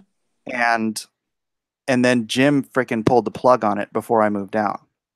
And so if he had not pulled the plug on it, my entire career would have been completely different. But like I said, I'm glad I am where I am rather than, I didn't want to, that might have screwed up, my spiritual awakening and whatever else, it could have, God did what was best for me in the long run. So I don't think like that, but if I was a fleshly person, I would. Most people are, though. Most people are that kind of person. They're very fragile and envious and cruel. There's a lot of cattiness in this industry. Yeah. And I don't. It just seems like a lot of wasted time to me. It just seems like everybody should have their heads down, and everybody should be thinking, "This is my Sergeant Pepper." Every single time you get up to plate, every time you enter the ring, you should be going in to knock somebody the fuck out. I mean, every single time. And instead, people waste so much time and energy being envious and being catty and gossip mongering and these petty. But none of them are brave enough to actually say anything to anyone's face. None of them are at all. But behind people's backs, there's this cattiness. It's feminine. It's totally soy. It's totally soy based. When I say I'm envious of Ivan, I'm just like, because he's so good. It's not because I'm like, I should be him because he's so good and he's so fast and he's such a nice guy. I wish I had Ivan's career, I guess. But what did no, I don't do? actually. I'm happy with my own career. And I am. I'm happy. I wouldn't trade my career with anyone. Right. But can you see my screen? No. Oh, yes, I can. I can. Oh. Wanted to get your thoughts on my jawbreakers. Pull out all the way. Your jawbreakers look great. Let me see the whole thing. Well, I need to tab that out. Nat Denon says, Ethan, so you mean Dan Slott spending 50 hours a week fighting on Twitter with Captain Cummings for the poor use of the sun? Yeah, and he knows that. He knows that. Dan has disappeared from Twitter, and his work is improving. A great deal because Dan Slott and I think we're friends. But then again, I thought me and Mark Wade were friends. I have no idea who I have no idea. I assume everyone hates me. At the very least, you're a token friend. Yeah. We talk in private a lot. It's always been nice. And I hung out with him in Australia. That looks good. I mean, let's see. So where's Salamandroid's going to be in midair then? He's got to be in midair. No, he's huge, isn't he? He's huge, but he's not that big. And if you look at your jawbreaker, the furthest jawbreaker away. Oh yeah, I moved the ground line down. Yeah, he's got to be in midair. It's cool though, and when you finish that, that needs to be finish that up. Let's get that colored, and let's offer that as a poster through crypto fashion. You want to make a little money off of it? Sure, I like making money. I'm a free market capitalist. Yeah, so we'll get that colored. I would like to have letters on it that say Comicsgate is here. Yeah, that would drive them nuts. That would drive the SJWs nuts. You know what? All right, I'm gonna move all the guys on the bottom up a little bit so we have space for that. Okay, it'd be great if Comicsgate is here was in 1 point perspective. Like coming at you like a crawl on the ground, like they're running along the ground that says Comicsgate is here. Yeah. All right. That poster. Actually, I could just. We could get. You know what? We'll give it to Kyle Ritter to color, or we could get one of these other guys. But Kyle, don't worry about you arranging it. Kyle will move it around for you. He's good like that. But that's pretty great, and we could get a drop ship poster made of that, sell it for $21. You would get 40% of that. Sweet. For doing nothing. You don't have to do anything. Just make it look nice. Make it look, That's the plan. Yeah. It already looks great. I love the Jawbreakers look.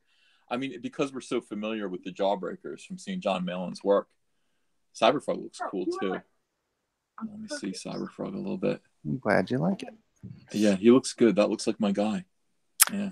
Well, wait till I detail him up, man. Yeah. I like the his details. Skinny little legs. His fat torso, like he's got a short, fat torso and long, skinny legs. That's perfect. Big hands, big fingers. Gosh, yeah, he reminds me of a cartoon character. I'm trying to remember which one. Bugs Bunny. No, I mean his body shape and stuff. Oh yeah, well I always base him on Bugs Bunny. Long, skinny legs, big, long feet, and just the kind of attitude about him is Bugs Bunny-ish. I'd make his shoulders a little bit bigger. His shoulder ball things. Okay. They need to be a little bit more because they reflect his face and his body in them and whatever's around him. They're like mirrors. Alrighty. Double the size of those. Double? Double. Yeah. Look at the original drawing. I mean, it looks good like that, but that's the size. Those are about the size, of his muscles there underneath. Well, maybe I'm making his muscles too big. No. Those are big globes on his shoulders. Okay. That's just part of his look. It's part of his silhouette. So like this? A little bit. See what I'm saying? It's as big as his head. Right. I love how that gorilla has underpants. I would love to get into the mind of John Malin. Let me bust on John Malin behind his back. Where's that gorilla? Put the gorilla on. It is. Right, you see it? Yeah. Wait, let me see that gorilla. Is it not showing up for you? No, I see you drawing. There he is. Oh, there. He has Who made the underpants for the gorilla? Those are his teeny tiny fat rolls. Oh, are you sure? Well, no, but you can see his belly button through it. Okay. So that doesn't look like underpants to you. The lines are confusing. I think what happened was John Malin was like, I don't know what am I going to do? I got to draw his dick. Yeah, right. Yeah. That was a crisis. That was a personal situation. Like, oh man, because what would Kirby do? I mean, Kirby would put the big monster in pants. That's what they do. But it looks like underpants, and there's no need to do that. He should have just had a lot of hair down there. Yeah. Yep. Hell, John Malin. Where is he? We got to get John Malin in here. I want to make fun of him about the underpants. John Malin's awesome. Oh man, we are gonna have so much fun. We're Comicsgate, dude. Can you feel it? Like this is the way it is. It's me. It's you. It's John Malin. I mean, it's diversity in comics. It's the Brightwisers. Oh, and more people that you don't even know about yet. Chuck Dixon's with us. I think he is. Dick Alfred Dixon. I think he's with us. I don't really know. Are you talking a particular very deep voice band too? Yeah. Well, he's doing the second Jawbreakers book. Chuck Dixon wrote it. Oh, I was talking about Kevin. Kevin who? Grievous. Kevin. Oh, is he with us? He's one of us. Well, I know that. I don't know if he's with us though. I don't know. He was telling you, or he said that he was talking to you recently about all this stuff. He congratulated me. Was that it? I'd love to speak to him, but my attitude is that I was like, I don't want to hurt anyone, so I don't talk to people who aren't fully on our side. Pat Gleason sent me a congratulations, a public congratulations on Twitter, and I liked it and retweeted it. Uh-huh. But I think Pat Gleason's pretty bulletproof. But other people I'm quiet about. I don't want to hurt anyone. And most of these people are not prepared for the lunacy of their peers. Um, this is funny. Did you realize that Kevin Grievous was with us on the AOL message boards? No. Yeah, it was before he had done Underworld or anything. He was still a med student. And he told me, like, the first time I met him, that he credited me with sort of giving him permission to write, because he's like, dude, he's more conservative Christian than I am. And he's like, back then he was asking me on the message, but he's like, so what do you think about, a Christian writing fiction stories because they're not true? And I'm like, dude. Whoa. Yeah. So when I met him first time in San Diego Comic-Con, he's like, yeah, man, I credit you with kind of giving me permission to do that. So I created Underworld. I'm like, sweet. Wow. That's a nice but thing. Yeah, that AOL message board, man. I barely remember that AOL message board, to be honest with you. I have people tell me about it. I'm like, what? It seems like a lifetime ago. It was. Oh my gosh. So I don't even remember anything about it. I remember arguing with you because you made me so mad. I remember like being like, you don't believe this stuff. You don't believe this. A lot of creationist stuff we'd argue about. And then you'd attack me about Mormonism, and that was just as weird to you. And it was frustrating. I remember it being frustrating. And finally, like, we met, and I was like, I kind of like Mike. Feelings mutual. Yeah, that's the kind of thing. Thank you, buddy. That's the kind of thing. We don't need to argue about things that we disagree about. You do that when you're young, though. When you're young, it's like the idea that somebody disagrees with what you know to be true. Yeah. Is absolutely something worth going to the mattress for all the time. I mean, you have to fight. Oh man, I spent so much time on that freaking board. It was like a career. But you know what? It was good for me because I was a very young Christian. I had just become a Christian like a couple years before that. And that was like my trial by fire. That was my seminary, because I would go on there and I'd seek out people who disagreed with me because I wanted to hear the questions. I'm like, what are people going to freaking ask me? And then I'd go, if I didn't know the answer or something, I'd just go and I'd freaking research it until something made logical sense to me. You know, I would never feed just these trite, because you can find all kinds of trite, stupid answers to stuff that people who don't, I don't know how to say it, who aren't as concerned about it being logical as I was, would just pass on, and I would never pass that stuff on. It's like, it had to make freaking sense, because I knew it could make sense, but it wasn't always that easy. Well, Edwin Boyette says, I wonder what happens to Jason Fabik in the next few years. He's heterosexual Christian, seems like a calm, kind dude, and he was pleasant to Ethan. Well, we're good friends, Edwin. And, he's talking to me about this. He's talking to me about what's going on here. And it's funny. He's so young. He, asked me for advice about what to ask for in his next contract. I think, Rob Liefeld plays that role for a lot of young artists, young hot artists, that it's like, well, here's what you need to do. Here's what you need to ask for. And he's asking me about stuff. And he's like, I want to come and do what you're doing, but not until I do my Killing Joke at DC. Yeah, I remember feeling that way too, So this is going to be my Killing Joke. Okay. You got to get that out of your system. That is out of my system. I've done. Yeah. I've done my Killing Joke already, I guess. I think Green Lantern Rebirth is probably my Killing Joke.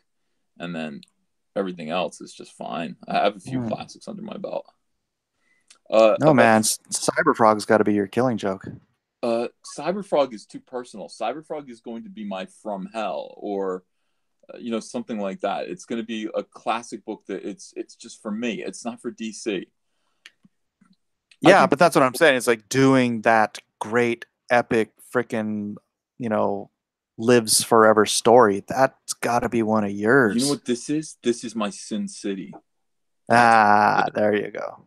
This is my Sin City. This is my Frank Miller has left Marvel Comics. He's left DC Comics, and now he's working for himself. He's doing the stories he wants to tell, and he owns it. I mean, this is my Sin City, Right. and yeah, that's how I feel about it. It's like, this stuff is just vitally important to me, and it's going to be funny and dark and cool and emotional and all these things. It's actually personal to me, and I want people to like it, but at the same time, I guess if they don't like it, I still need to do it. I don't know. People are like, it's a book about a frog. Yeah, it's more than that. Obviously, it's and it's a Battletoads ripoff. No, it's not a Battletoads ripoff at all. At all. They just happen to both be frog-like characters. But yeah, it is intensely personal. And the more I live, the older I get, the more I realize how important Cyberfrog actually is and was to me. Another thing, it's like, here's the weird thing about this. It's like, I created Cyberfrog at the same time that I met Andrea, who is now my wife. Yeah, I heard that story. Now, I just put this together last night, and it's just like, okay, so I created Cyberfrog. I met Andrea. Both of them disappeared when I got married, to Hunter's mom. Uh-huh. And life just kind of was, it wasn't quite right. Things were always, when you're married to someone who you're not meant to be with, because you're so different, it's life is just not quite right all the time. And then 15 years later, I'm divorced. Andrea's divorced. And then I leave, it's like, so I leave the comfort of that woman, and then I leave the comfort of DC Comics and find Andrea and find Cyberfrog again. And then it's like peace. Rebirth. Like literally, yeah. It's like the two of those things go together. Like Cyberfrog and Andrea go together. And that's kind of why this is so personal. It's just like, she was there. She was there in the same room as me when I created this character. So how did you miss that boat the first time? She was too pretty for me. She was beautiful. I thought she was. I didn't let that stop me. Well, Mike, I mean, you're a better looking guy than me. I never, I always understood what I look like, and was kind of humble about that. And let my personality, where I could be funny and stuff like that and talented. I mean, that kind of got me pretty girls, my whole life. But I thought that she liked me because I was an artist and I was a cool artist friend. And if I'd ever asked her out, like, I wasn't afraid of girls. I always was dating girls, but none as beautiful as Andrea. I have her picture. Hold on, I'll show you. 18-year-old Andrea.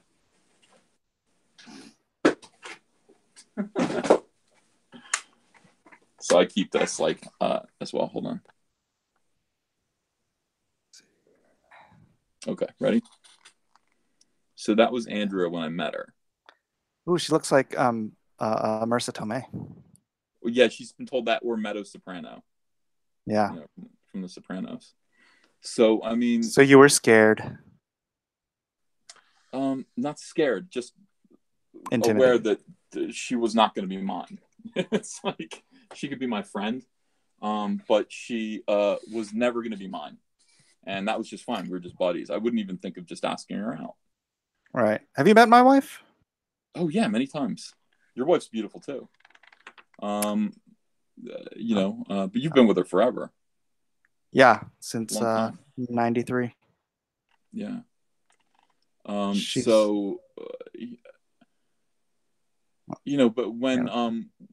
when we got together, Andrea just told me, she said, "Why didn't you ask me out? I was always waiting for you to ask me out."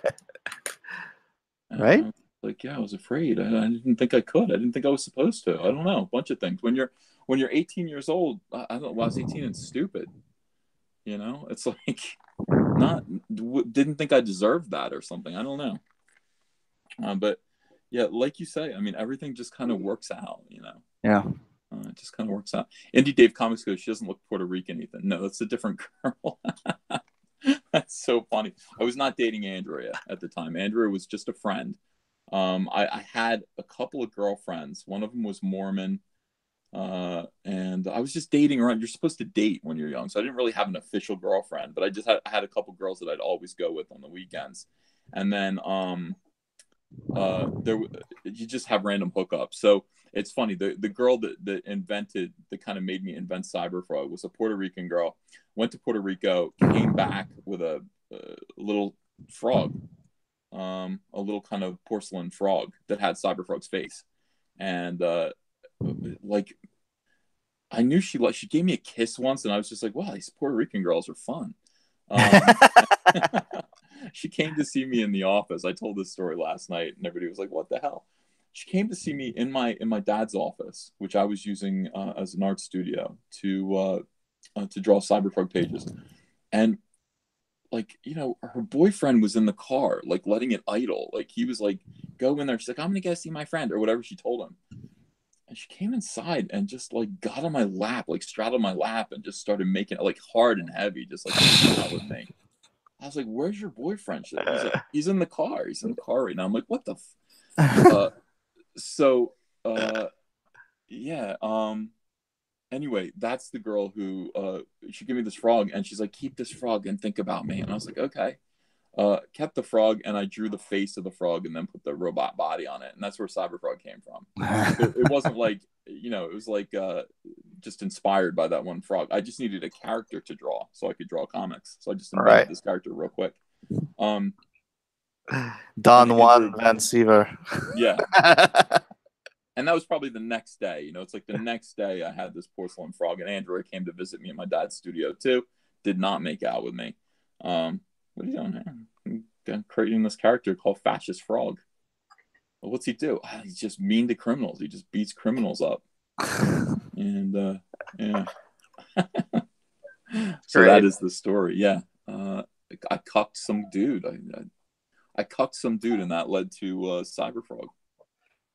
And you didn't name him Cuck Frog. Yeah, Frog Cucker. Yeah. And then people think I have a Puerto Rican side. I didn't do that. I wouldn't have sex with some girl that I barely knew in my dad's office. That wouldn't happen, you know. And that dude was Mark Wade. That's the punchline of the story. Mark Wade was waiting in that car. Hey, you remember that that kid at that con we did? And remember Billy brought that kid up to you on stage and said he looked just like me? Yeah. Yeah. I still have that video somewhere. Yeah, that was probably my kid. Yeah. I love Billy. Billy's got to get with us. Yeah. I'm surprised he's not already, part and parcel. Okay, so he's like afraid, because of what Dave Johnson said to him. Yeah. He's afraid. And I'm like, you know what, Billy, I told him this. I said, so they said that you're losing work at DC and Marvel or whatever because you're a Republican. Is that right? So you should keep your mouth shut. I said, how's the work coming? How's the workflow from Marvel and DC right now? He's like, I'm not doing anything for them. I pitch and they ignore it. Yeah. I'm like, exactly. Tell them to go fuck themselves. Say, I'm a Trump supporting Republican, MAGA 2020, and here's my new book. Mm-hmm. Be yourself. Yep. Be yourself. You can't take half measures and try to appease SJWs. They're just trying to put you in a box. Get out there and be yourself and rock and roll. Embrace your fans. It's like if you think it's like, well, if I just keep my mouth shut, Marvel and DC's good. They're not giving you any work. They're not accepting your pitches. Oh, move on. Come with us. I gave him that speech. He went, yeah, man, yeah. But he's not drawing very much lately. I don't see him drawing stuff. Really? Not really. I mean, I see him too busy doing conventions. Dude, yeah, he makes so much money doing conventions. Does he? These conventions. Yeah. You go to conventions, you'll make $2-3 grand in a weekend, right? I mean, is that what you make? If it's a really, really bad show. Really, you do better. You sell a lot of prints. Yeah, that's what it is, man. Because I was like your hold on, I want to show you this real quick.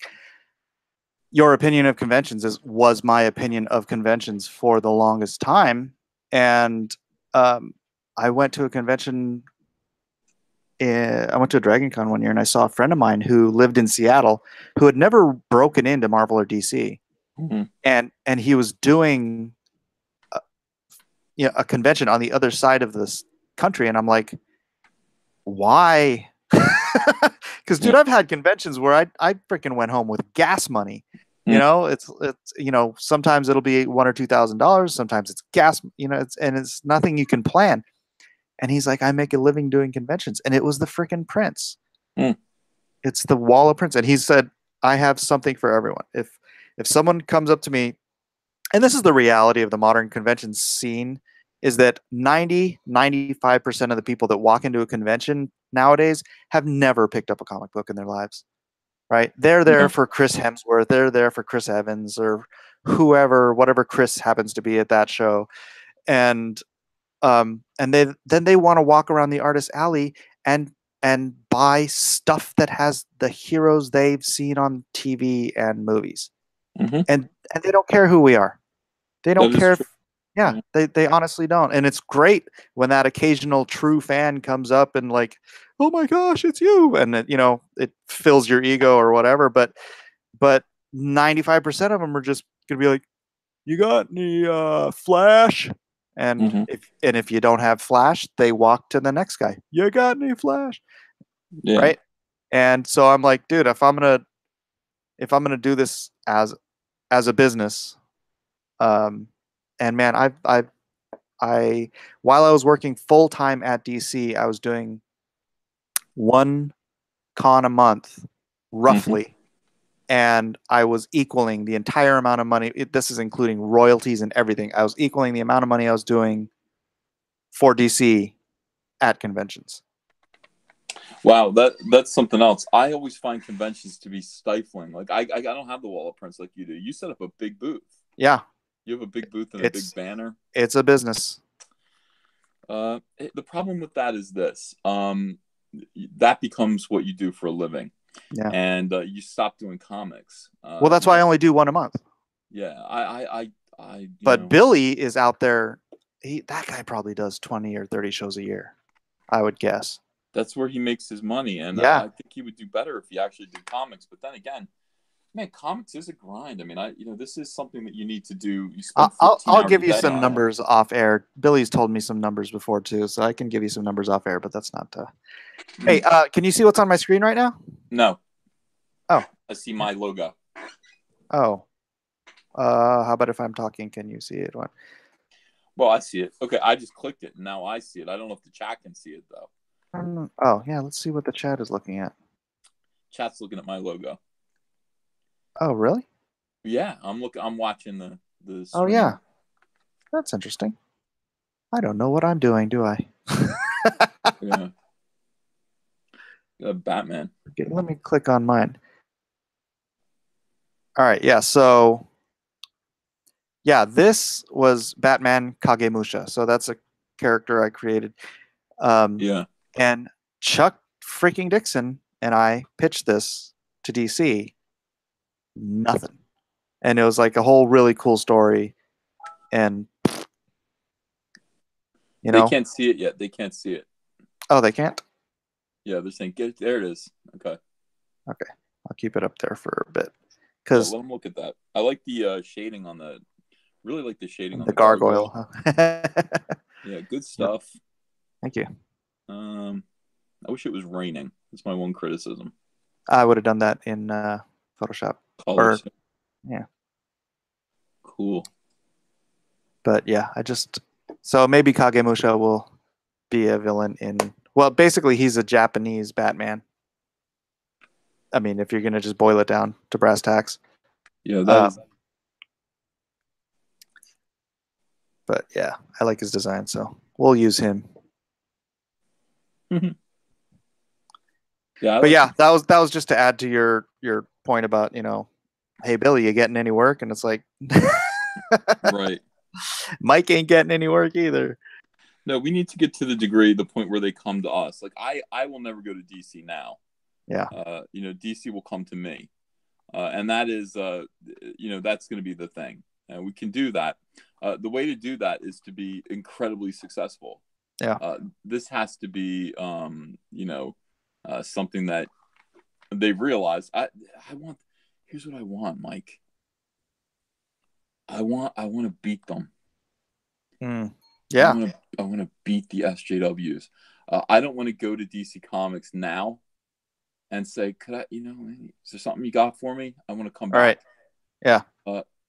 And then run the risk that they say, "No, you know what? It's kind of peaceful since you've been gone," which is like quite possible. We're not getting yelled at by SJWs all the time. No, they need to come to me and say, "We see what you're doing. Would you come back and do whatever the hell you want to do?" You guys can't hear me. Get close to your mic. Let me see what happens if this might screw up. But let me just plug in my headset. That's weird. I can hear you like loud and clear. Yeah, they're complaining. Are they? Let me get on there and see. Is this better? Can you hear me better? Were you talking about? Oh yeah, it is talking about. Can you hear me, Mike? Yeah, you're crystal clear to me. Oh, okay. You guys, how do I sound in the chat? Am I all right? Oh, people can't hear me. If you can't hear me, what's the point of we could just get on the phone if the chat can't hear me. Now they're asking a bunch of questions about Kagemusha. Answer them. He looks like a great looking character. Well, let's see. Where was it? Batman Ninja movie. I haven't seen that yet. The Kagemusha idea I had years ago, and then I wanted to pitch something with Chuck, so I floated it past him, and he liked it, and so we pitched it together, and we were the vanishing. Joe Rogan has the show. Zach blew off Joe Rogan and his 3,400,000 subscribers. Is that right? What happened? I would think Joe would be a friendly audience. No, you know what? Zach told me something about that. He said he's not going, and he told me why. I can't remember why though. I can't remember why he told me he wasn't going to go, but that was a big deal for him. He was seriously like thinking about going. It's probably a matter of money. Like I'd have to pay for everything. All right, I got it.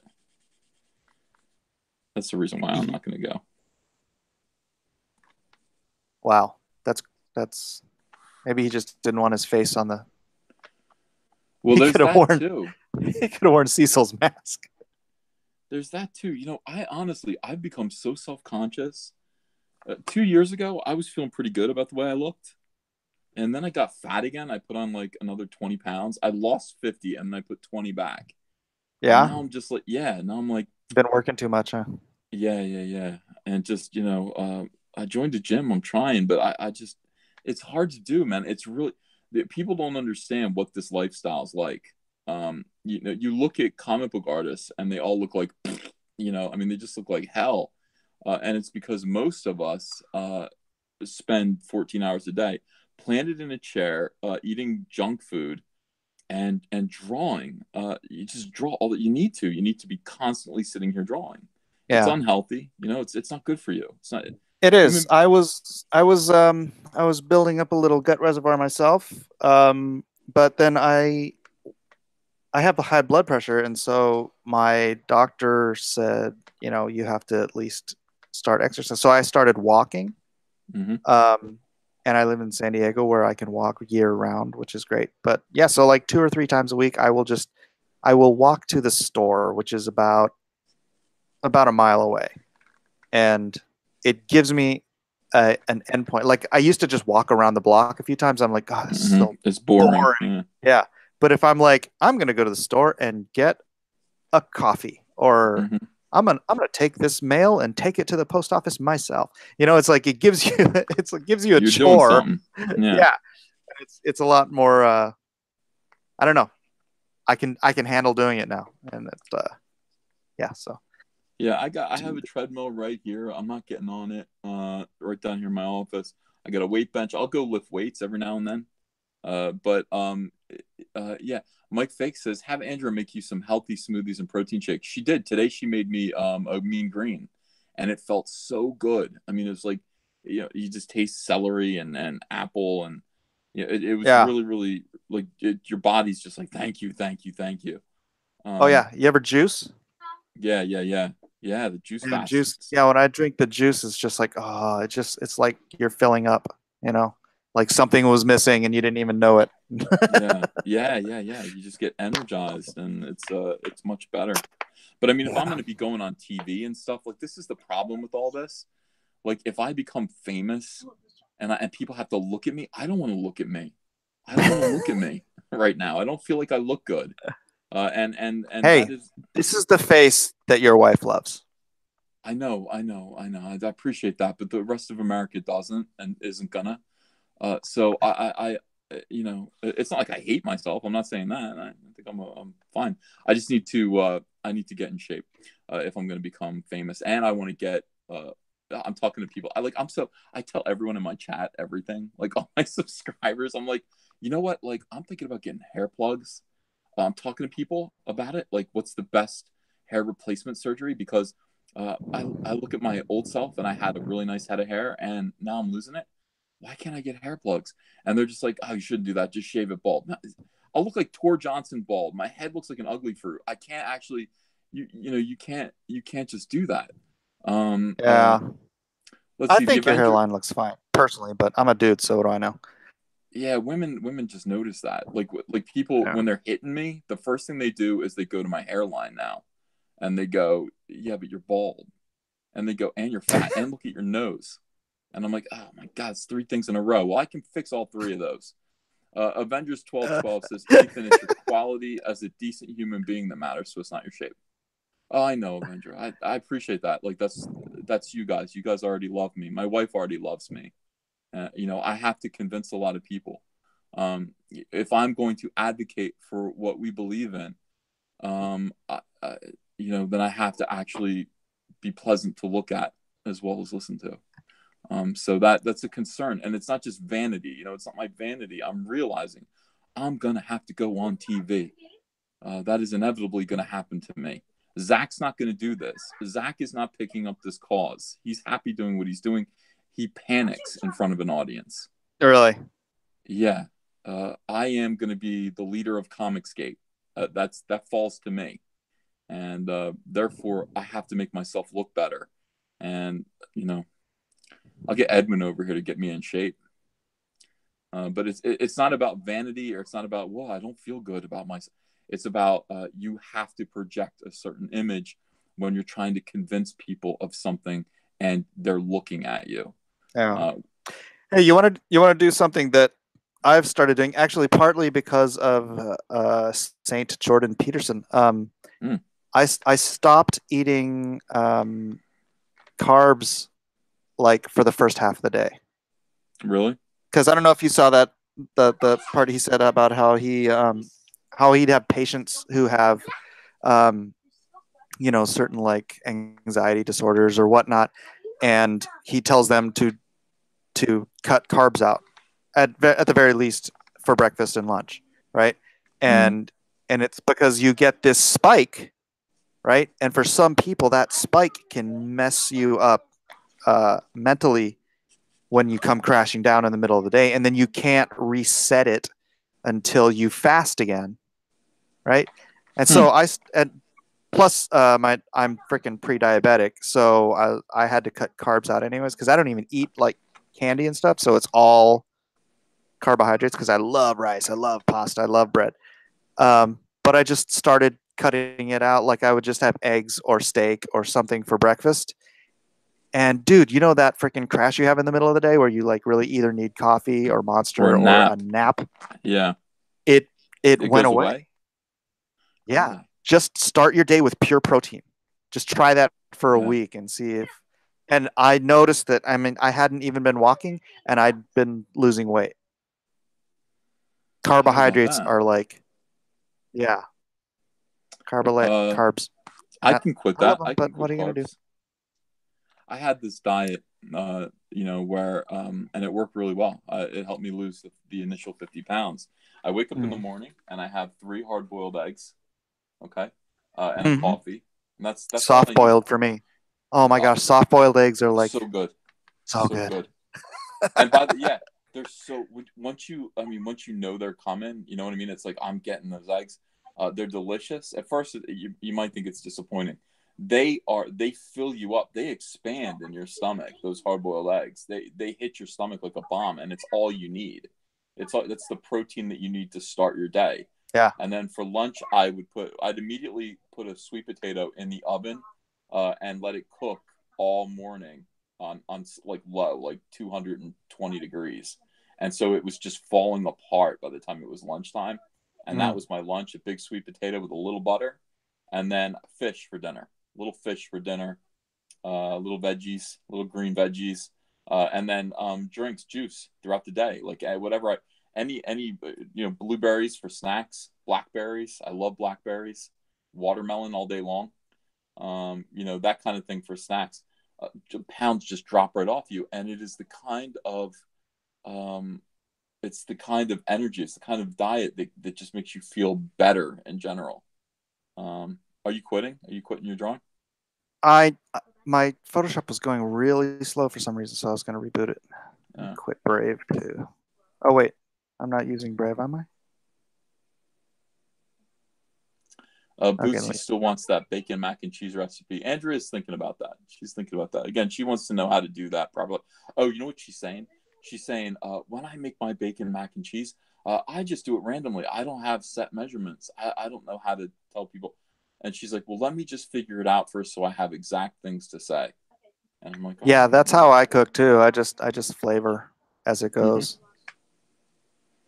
Whatever you do, don't go on the Jim Norton diet. That guy looks unhealthy. Jim Norton? He's a comedian. I'm not familiar. I know the name. I just don't know the. Yeah, he's filthy. Like he's a dirty comic. Oh really? Yeah, degenerate. Like deliberately like a degenerate. Yeah, I gotta get back into tanning. I know it's bad for my skin, but I gotta get color on my face again. All of these things, I can make myself look pretty good. Hey, pink is a color. Pink is no. I at first I'm pink, and then I become a nice. I don't know. Where's a good picture of me? I'm gonna find a good picture of me when I was actually like first dating Andrea, like about 3 years ago, and I just felt healthy, and I had self-confidence, and I think I looked the best I've ever looked. And let me show you. Let me see if I can find a picture of me here. Ba, ba, ba. I swear I've got Ava's entire life on my iPads. It's great. I can just scroll backwards and she becomes an infant again. She's a 2-year-old. She took a bite out of my toe the other day. Oh my. I was sleeping on the couch. I had a sock on and a blanket over me, and my sock was poking out. And I just felt down on my toe. I was like, ah! She looked all confused. She didn't know. She just thought it was something she could bite. That was unbelievable. Raising a little cannibal, huh?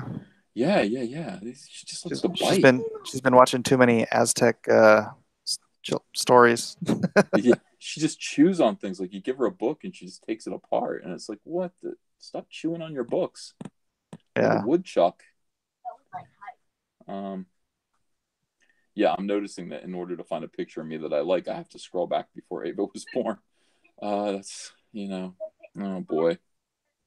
I don't know, Mike. We got to get in shape. We got to look good. We got to look like the Backstreet Boys. Like then, can we do that? Can we make ourselves look good? I mean, working on it. Yeah. There's a picture of me being glared at by Will Ferrell. That's funny. Are you not going to show it? No, I'm actually. Oh, picture of me and Will Ferrell. Yeah. All right. Hold on. Drunk as hell, hanging out with Will Ferrell. I gotta actually turn my camera on again.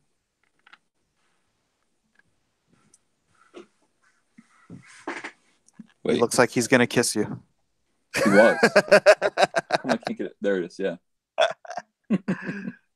That's my favorite picture ever. All right. Yeah, I'm too fat. Look at me. Well, it's the angle of the camera. That doesn't help. The camera's down low. I know. That's what I'm saying. Mm-hmm. Dude, if you hold your camera up and look up at it, all right, let's do the selfie shot. See? Oh, look at you. You're svelte. Look how weird it is. Look at the light in here. Give me a break. Horrendous. I'm wearing my Soilo shirt, though. I see that. Yeah.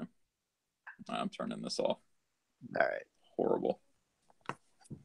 Da, da, da, da. I got a picture of myself with every one of the living Beach Boys. Really? Yeah, I met them all. Yeah. Where do you find these people?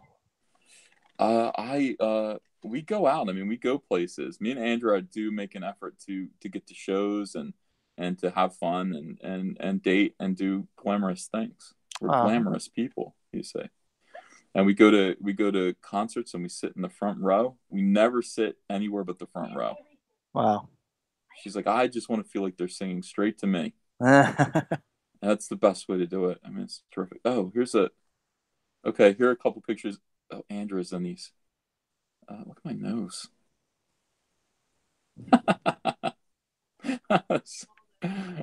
These are pre-wedding pictures. Yeah. All right, I'll show you these. Okay. All right, here's me when I'm healthy. Oh yeah, you had that on your Facebook page for a while, right? Yeah. All right, so this is me and A. Man. And then I like this one. Yeah, that's nice. She said take selfies. She said that the other day. She's like, we don't really take selfies anymore. I'm like, I know. Look at us. It's like, well, not you, but me. You know. Look at you. Just, I know. Like well, that's my color. You know, it's like that's when I'm tanning and stuff. Right. Get a little bit of color there. That's the same hairline though. Yeah. Look, it's different color though. It's white. I dyed my hair white. Oh, really? Yeah, I went through this thing. Andrew was like, look at you when you were a little boy. Your hair was white blonde. It was like platinum blonde. And I said, yeah, we should do that again. Let's go get that done. And they did. They like matched the color to when I was like a little boy. And she was so happy. You could see she's happy with it in that picture. I was like, I like your hair. I didn't airbrush those pictures. Dallas Deadeye's like, nice airbrush job, Uncle E. Nope, wrong. See, that's the thing. That's not airbrushed at all. Oh, one of them is. The first one is. Andrea did that. Yeah. I'm like looking at the last two. I'm like, no, those are mine. Yeah, that one, Andrea. You can tell we look like a romance novel. Too funny. Yeah. Was Will Ferrell filming Schmuck in a Tide? No, he was filming Daddy's Day Off or whatever, Daddy's Return or whatever that movie is. Oh, Daddy's Home. Daddy's Home, yeah. God, that movie's great. My kids love that movie. Yeah, I was on the set. Freaking Marky Mark, man. He's got to be one of us. I love that guy. I think he is. He was very nice to me. Yeah. Yeah. Will Ferrell, not so much. Will Ferrell's kind of a dick. But you know what? He was... Well, he's a leftist. Yeah, he is. But he's just like, I'm like in character. I'm filming. Like, don't really want to be disturbed. He was funny enough to take a funny picture with me. But, you know... Marky Mark was super cool, super nice. Yeah. Oh, see, now I'm feeling pretty. I got to get Edwin to help me. Edwin, are you here? Edwin is my. I wouldn't say Yoda. What would I say? Edwin is. Edwin is well, yeah. You know, Edwin is kind of like the spirit that inspires you. Like he's the spirit animal. Yeah. Requita says, good picture, you guys. She looks happy and Ethan is trying to look suave. I'm trying. Trying my best. By New Jersey law, you should have to see Springsteen twice a year. Well, I've only seen him once, and it was in Canada. So, oh, there he is. There's Edwin. Edwin says, carbohydrates interfere with your ability to utilize fat as energy source and for a good period after ingesting those carbs. Yeah, and so if you don't take them, then your body actually uses the fat you have stored instead of the new fats that you're bringing into your body, the new sugars. Yeah, I can do that. I can cut them out.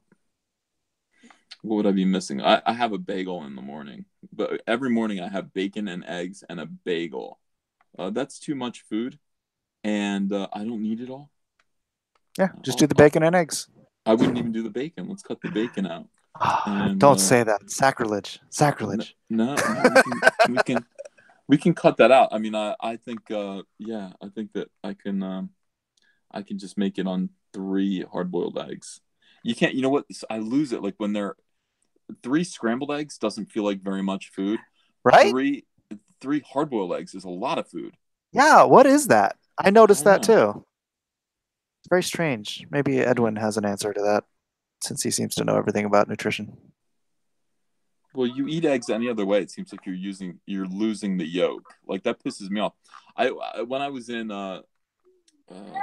Arkansas with the Breitweisers the other day, I ordered a bacon cheeseburger with a fried egg on it, Mm-hmm. and it's like I love that. Like that's the greatest thing ever. But like I said, hey, make the egg like over medium because otherwise the yolk just runs out all over the plate.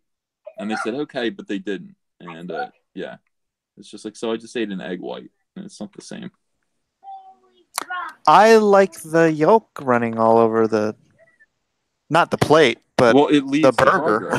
Yeah, I don't know, it doesn't stay on the burger to me. But I mean, that's just food that just doesn't end up in your body. I don't like that. Look how good that looks, dude. You did that pretty quick. I like the arc of the jawbreakers, the way they're swinging up. It's a good layout. Thanks. Really good layout. I need to put something here for Salamandroid to be walking on. And so, should I like put Rainbow Brute down here? Rainbow Brute. Yeah, he's got to be in there, and he's small. Yes. Yeah. Yes. I love it. Oh, that's hilarious. Little Rainbow Brute. He's only 6 inches tall. Does he have anything like in his hands or anything? A sword or an axe, a big battle axe, whatever you want to give him, but it's rainbowy. Right. I'm going to put it in his left hand like this. Like, make sure he's a little dwarf. People draw him like Mitch drew him like a full size like barbarian, like Fabio. Oh, really? He's Puck? Yeah, he's a little midget. He's like he's got short. Okay. You got to look at my proportions on him. He's all right. Tyrion Lannister. Yeah. You know, he's got a mean beard. He thinks he's a tough guy, but he's proportioned like a midget. You know. All right, I'll do. I will reference that when I do the actual drawing. People will love to see Rainbow Brute there. Anybody else I need to fit in here? Honestly, maybe my girthy stallion should be in there. Do you have a reference for that? Oh shoot, you know. Yeah, just on the video, I don't actually have a picture of my girthy stallion. He's basically just a big, thick black horse. Think of like just a big, thick, like Clydesdale, kind of like hairy. You know what I mean? Not a Clydesdale because he can actually run, but he's just a big, thick horse with a skull tattoo, a big white skull tattoo on his ass, on the side of his haunch. And that's all he's got. Red eyes, and he looks like the Headless Horseman's horse. Hold on. From the Disney cartoon.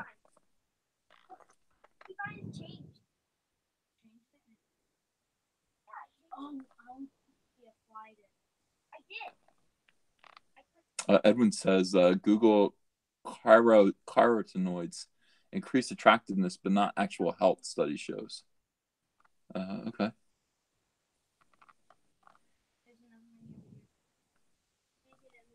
No, I'm not going to eat any bread at all, even Ezekiel bread. I understand that, you know, but I don't need any substitute. Just get used to not having it. Just get used to not having it. It's fine. That horse, close his mouth. He's like that instead. Oh, really? Like he's not. He's a pissed off, awesome horse. Thick neck. A little more, not like realistic, but like... yeah. Caricature him like he's the baddest ass horse. Like if a horse were in the WWE, that's my girthy stallion, and I would make that eye half close it and you know scowl the fuck out of it. Yeah. All right. Let me redo that. I like that description. If a horse were in the WWE. Huh. Edwin says, Oh "Are you yeah. sleeping enough?" Yeah, yeah, yeah, yeah. No, I'm not sleeping enough, Edwin. I go to bed when I go to bed. But Andrea wakes me up. No matter what time I go to bed, Andrea wakes me up by 10 o'clock.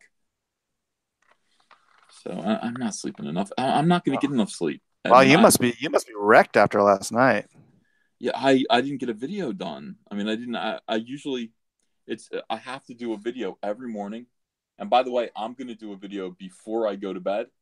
And record it, get it up there for people's drive time. The thing about being a YouTuber is that, and being a successful YouTuber, and Mike, I'm making great money at YouTube. I mean, great money. Yeah. Yeah, I'll tell you off the air. Like, I mean, it's as more than DC actually now. Wow. The thing about being successful is you have to do it every single day. Yeah. People have to depend on it, and people say, well, I listen to your new video when I'm going to work in the morning. Now, if my video isn't up there, they'll find something else to listen to. So me failing to get a video up today was a matter of some concern. They'll listen to the Umbrella Guy if I'm not up there. They'll listen to that Umbrella Guy. So I do have to make sure that people don't sleep enough, carry more belly fat. Huh. You know what? I need to just design this from here. Yeah, I'm looking at Edwin saying go to sleep more. I wish. I'm not going to be able to sleep much. I got too much work to do.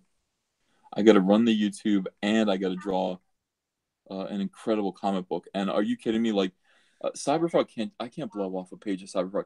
This is going to be, you want to talk about being criticized.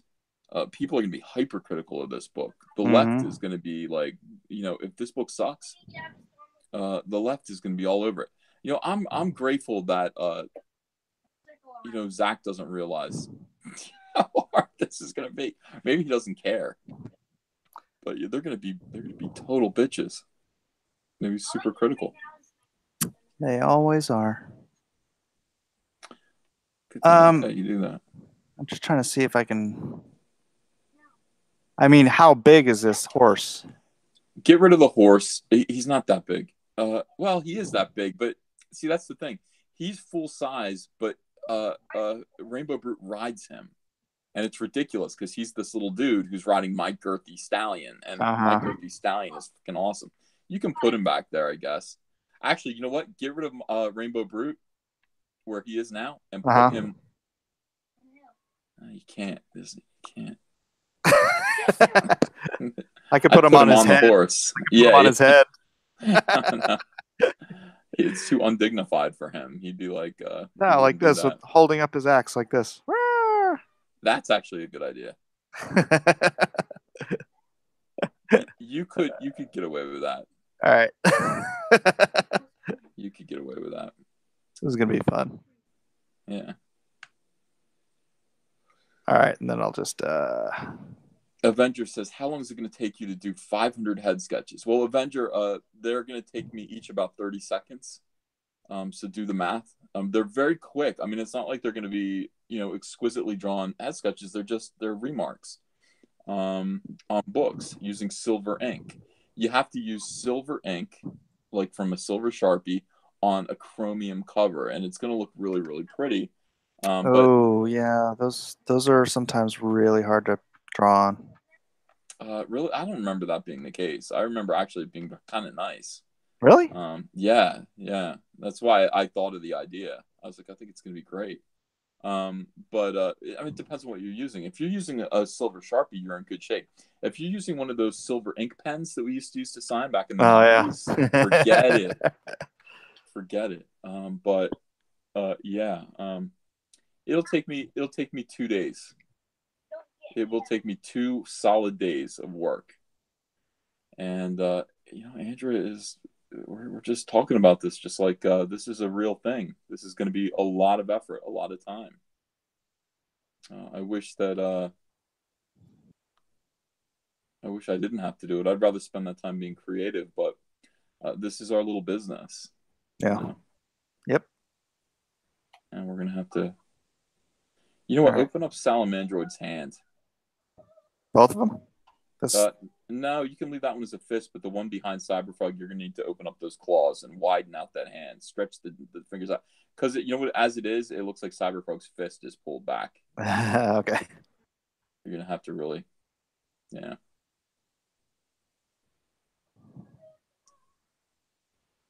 How many fingers does Sal have? I guess he's got 4 like Cyberfrog. Yeah, I've only drawn him a couple times.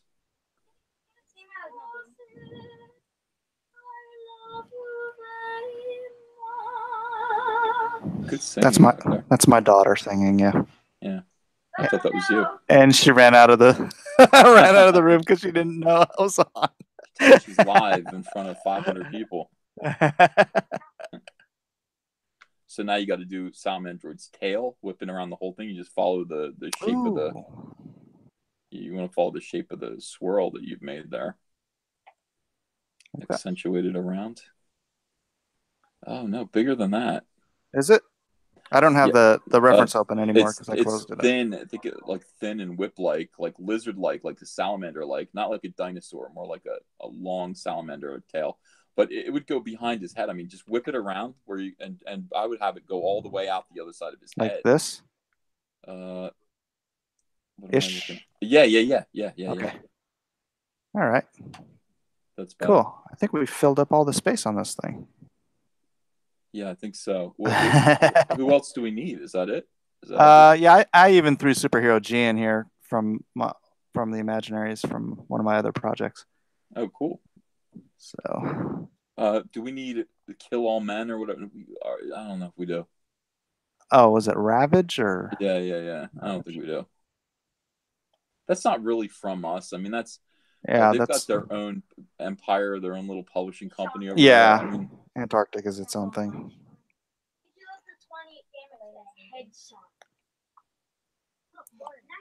We'll talk later. I'm on the YouTubes, honey. I'll talk to you later. Where are you, Mike? San Diego. I acknowledge. Oh, right. It's late at night. It's 11. Dude, you're on the East Coast. Yeah. You're just not tired because you stayed up till 5 o'clock in the morning yesterday. I know. I'm drawing all this. Like, I'm doing all this annoying work right now that I'm not going to want to do later, which is all. I'm drawing a lot of ferns and a lot of sticks and twigs in the forest, and it's like, this is absolutely bullshit. But it's got to get done, so I'm staying up to do it now. So the Girthy Stellian is black, right? Yeah. Solid black. I would have flames coming out of his nostrils. Ooh. I mean, just a hell horse, you know. All right. I almost killed one. Cool. This is gonna be fun to ink, man. This is probably this is more breakdowns than I would have done on the computer in general, just because we're sitting there shooting the crap. Yeah, it's kind of fun. Yeah, it's like being in a studio. Yeah. Avenger 12 says, man, that drawing makes it real, doesn't it? It sure does. I mean, listen, that's a great universe. It's a great little universe there that we're creating. It's a good start. It shows people we have a lot of variety in what we're offering. We're going to take over the world. I like the Cyberfrogs out in front. That's great. I like that. There it is, ladies and germs. The breakdown. I'm gonna save terrific. I'm serious. That's a great frog. Great salamander. Great job. Cool. Glad you like it. All right. Well, thanks, Ethan. You want me to tap these guys out if you want to tell me anything in private? What do I want to tell you in private? I don't know. You can message me if it was you're gonna say about the YouTube stuff and whatnot. Oh yeah. I'll tell you. I'll message you about that later. But yeah, it's enjoyed that. I enjoyed watching you work, and that looks really great. Everyone's excited. Everyone will buy that poster. I'll promote the hell out of it. And let's get that out there. Yeah, I'll have it inked up by tomorrow. Coolio. All right. Good night, chat, and good night, Mike. I'll see you again tomorrow. Good night, Moon. All right. Peace out. Bye-bye. All right. Peace out, brother.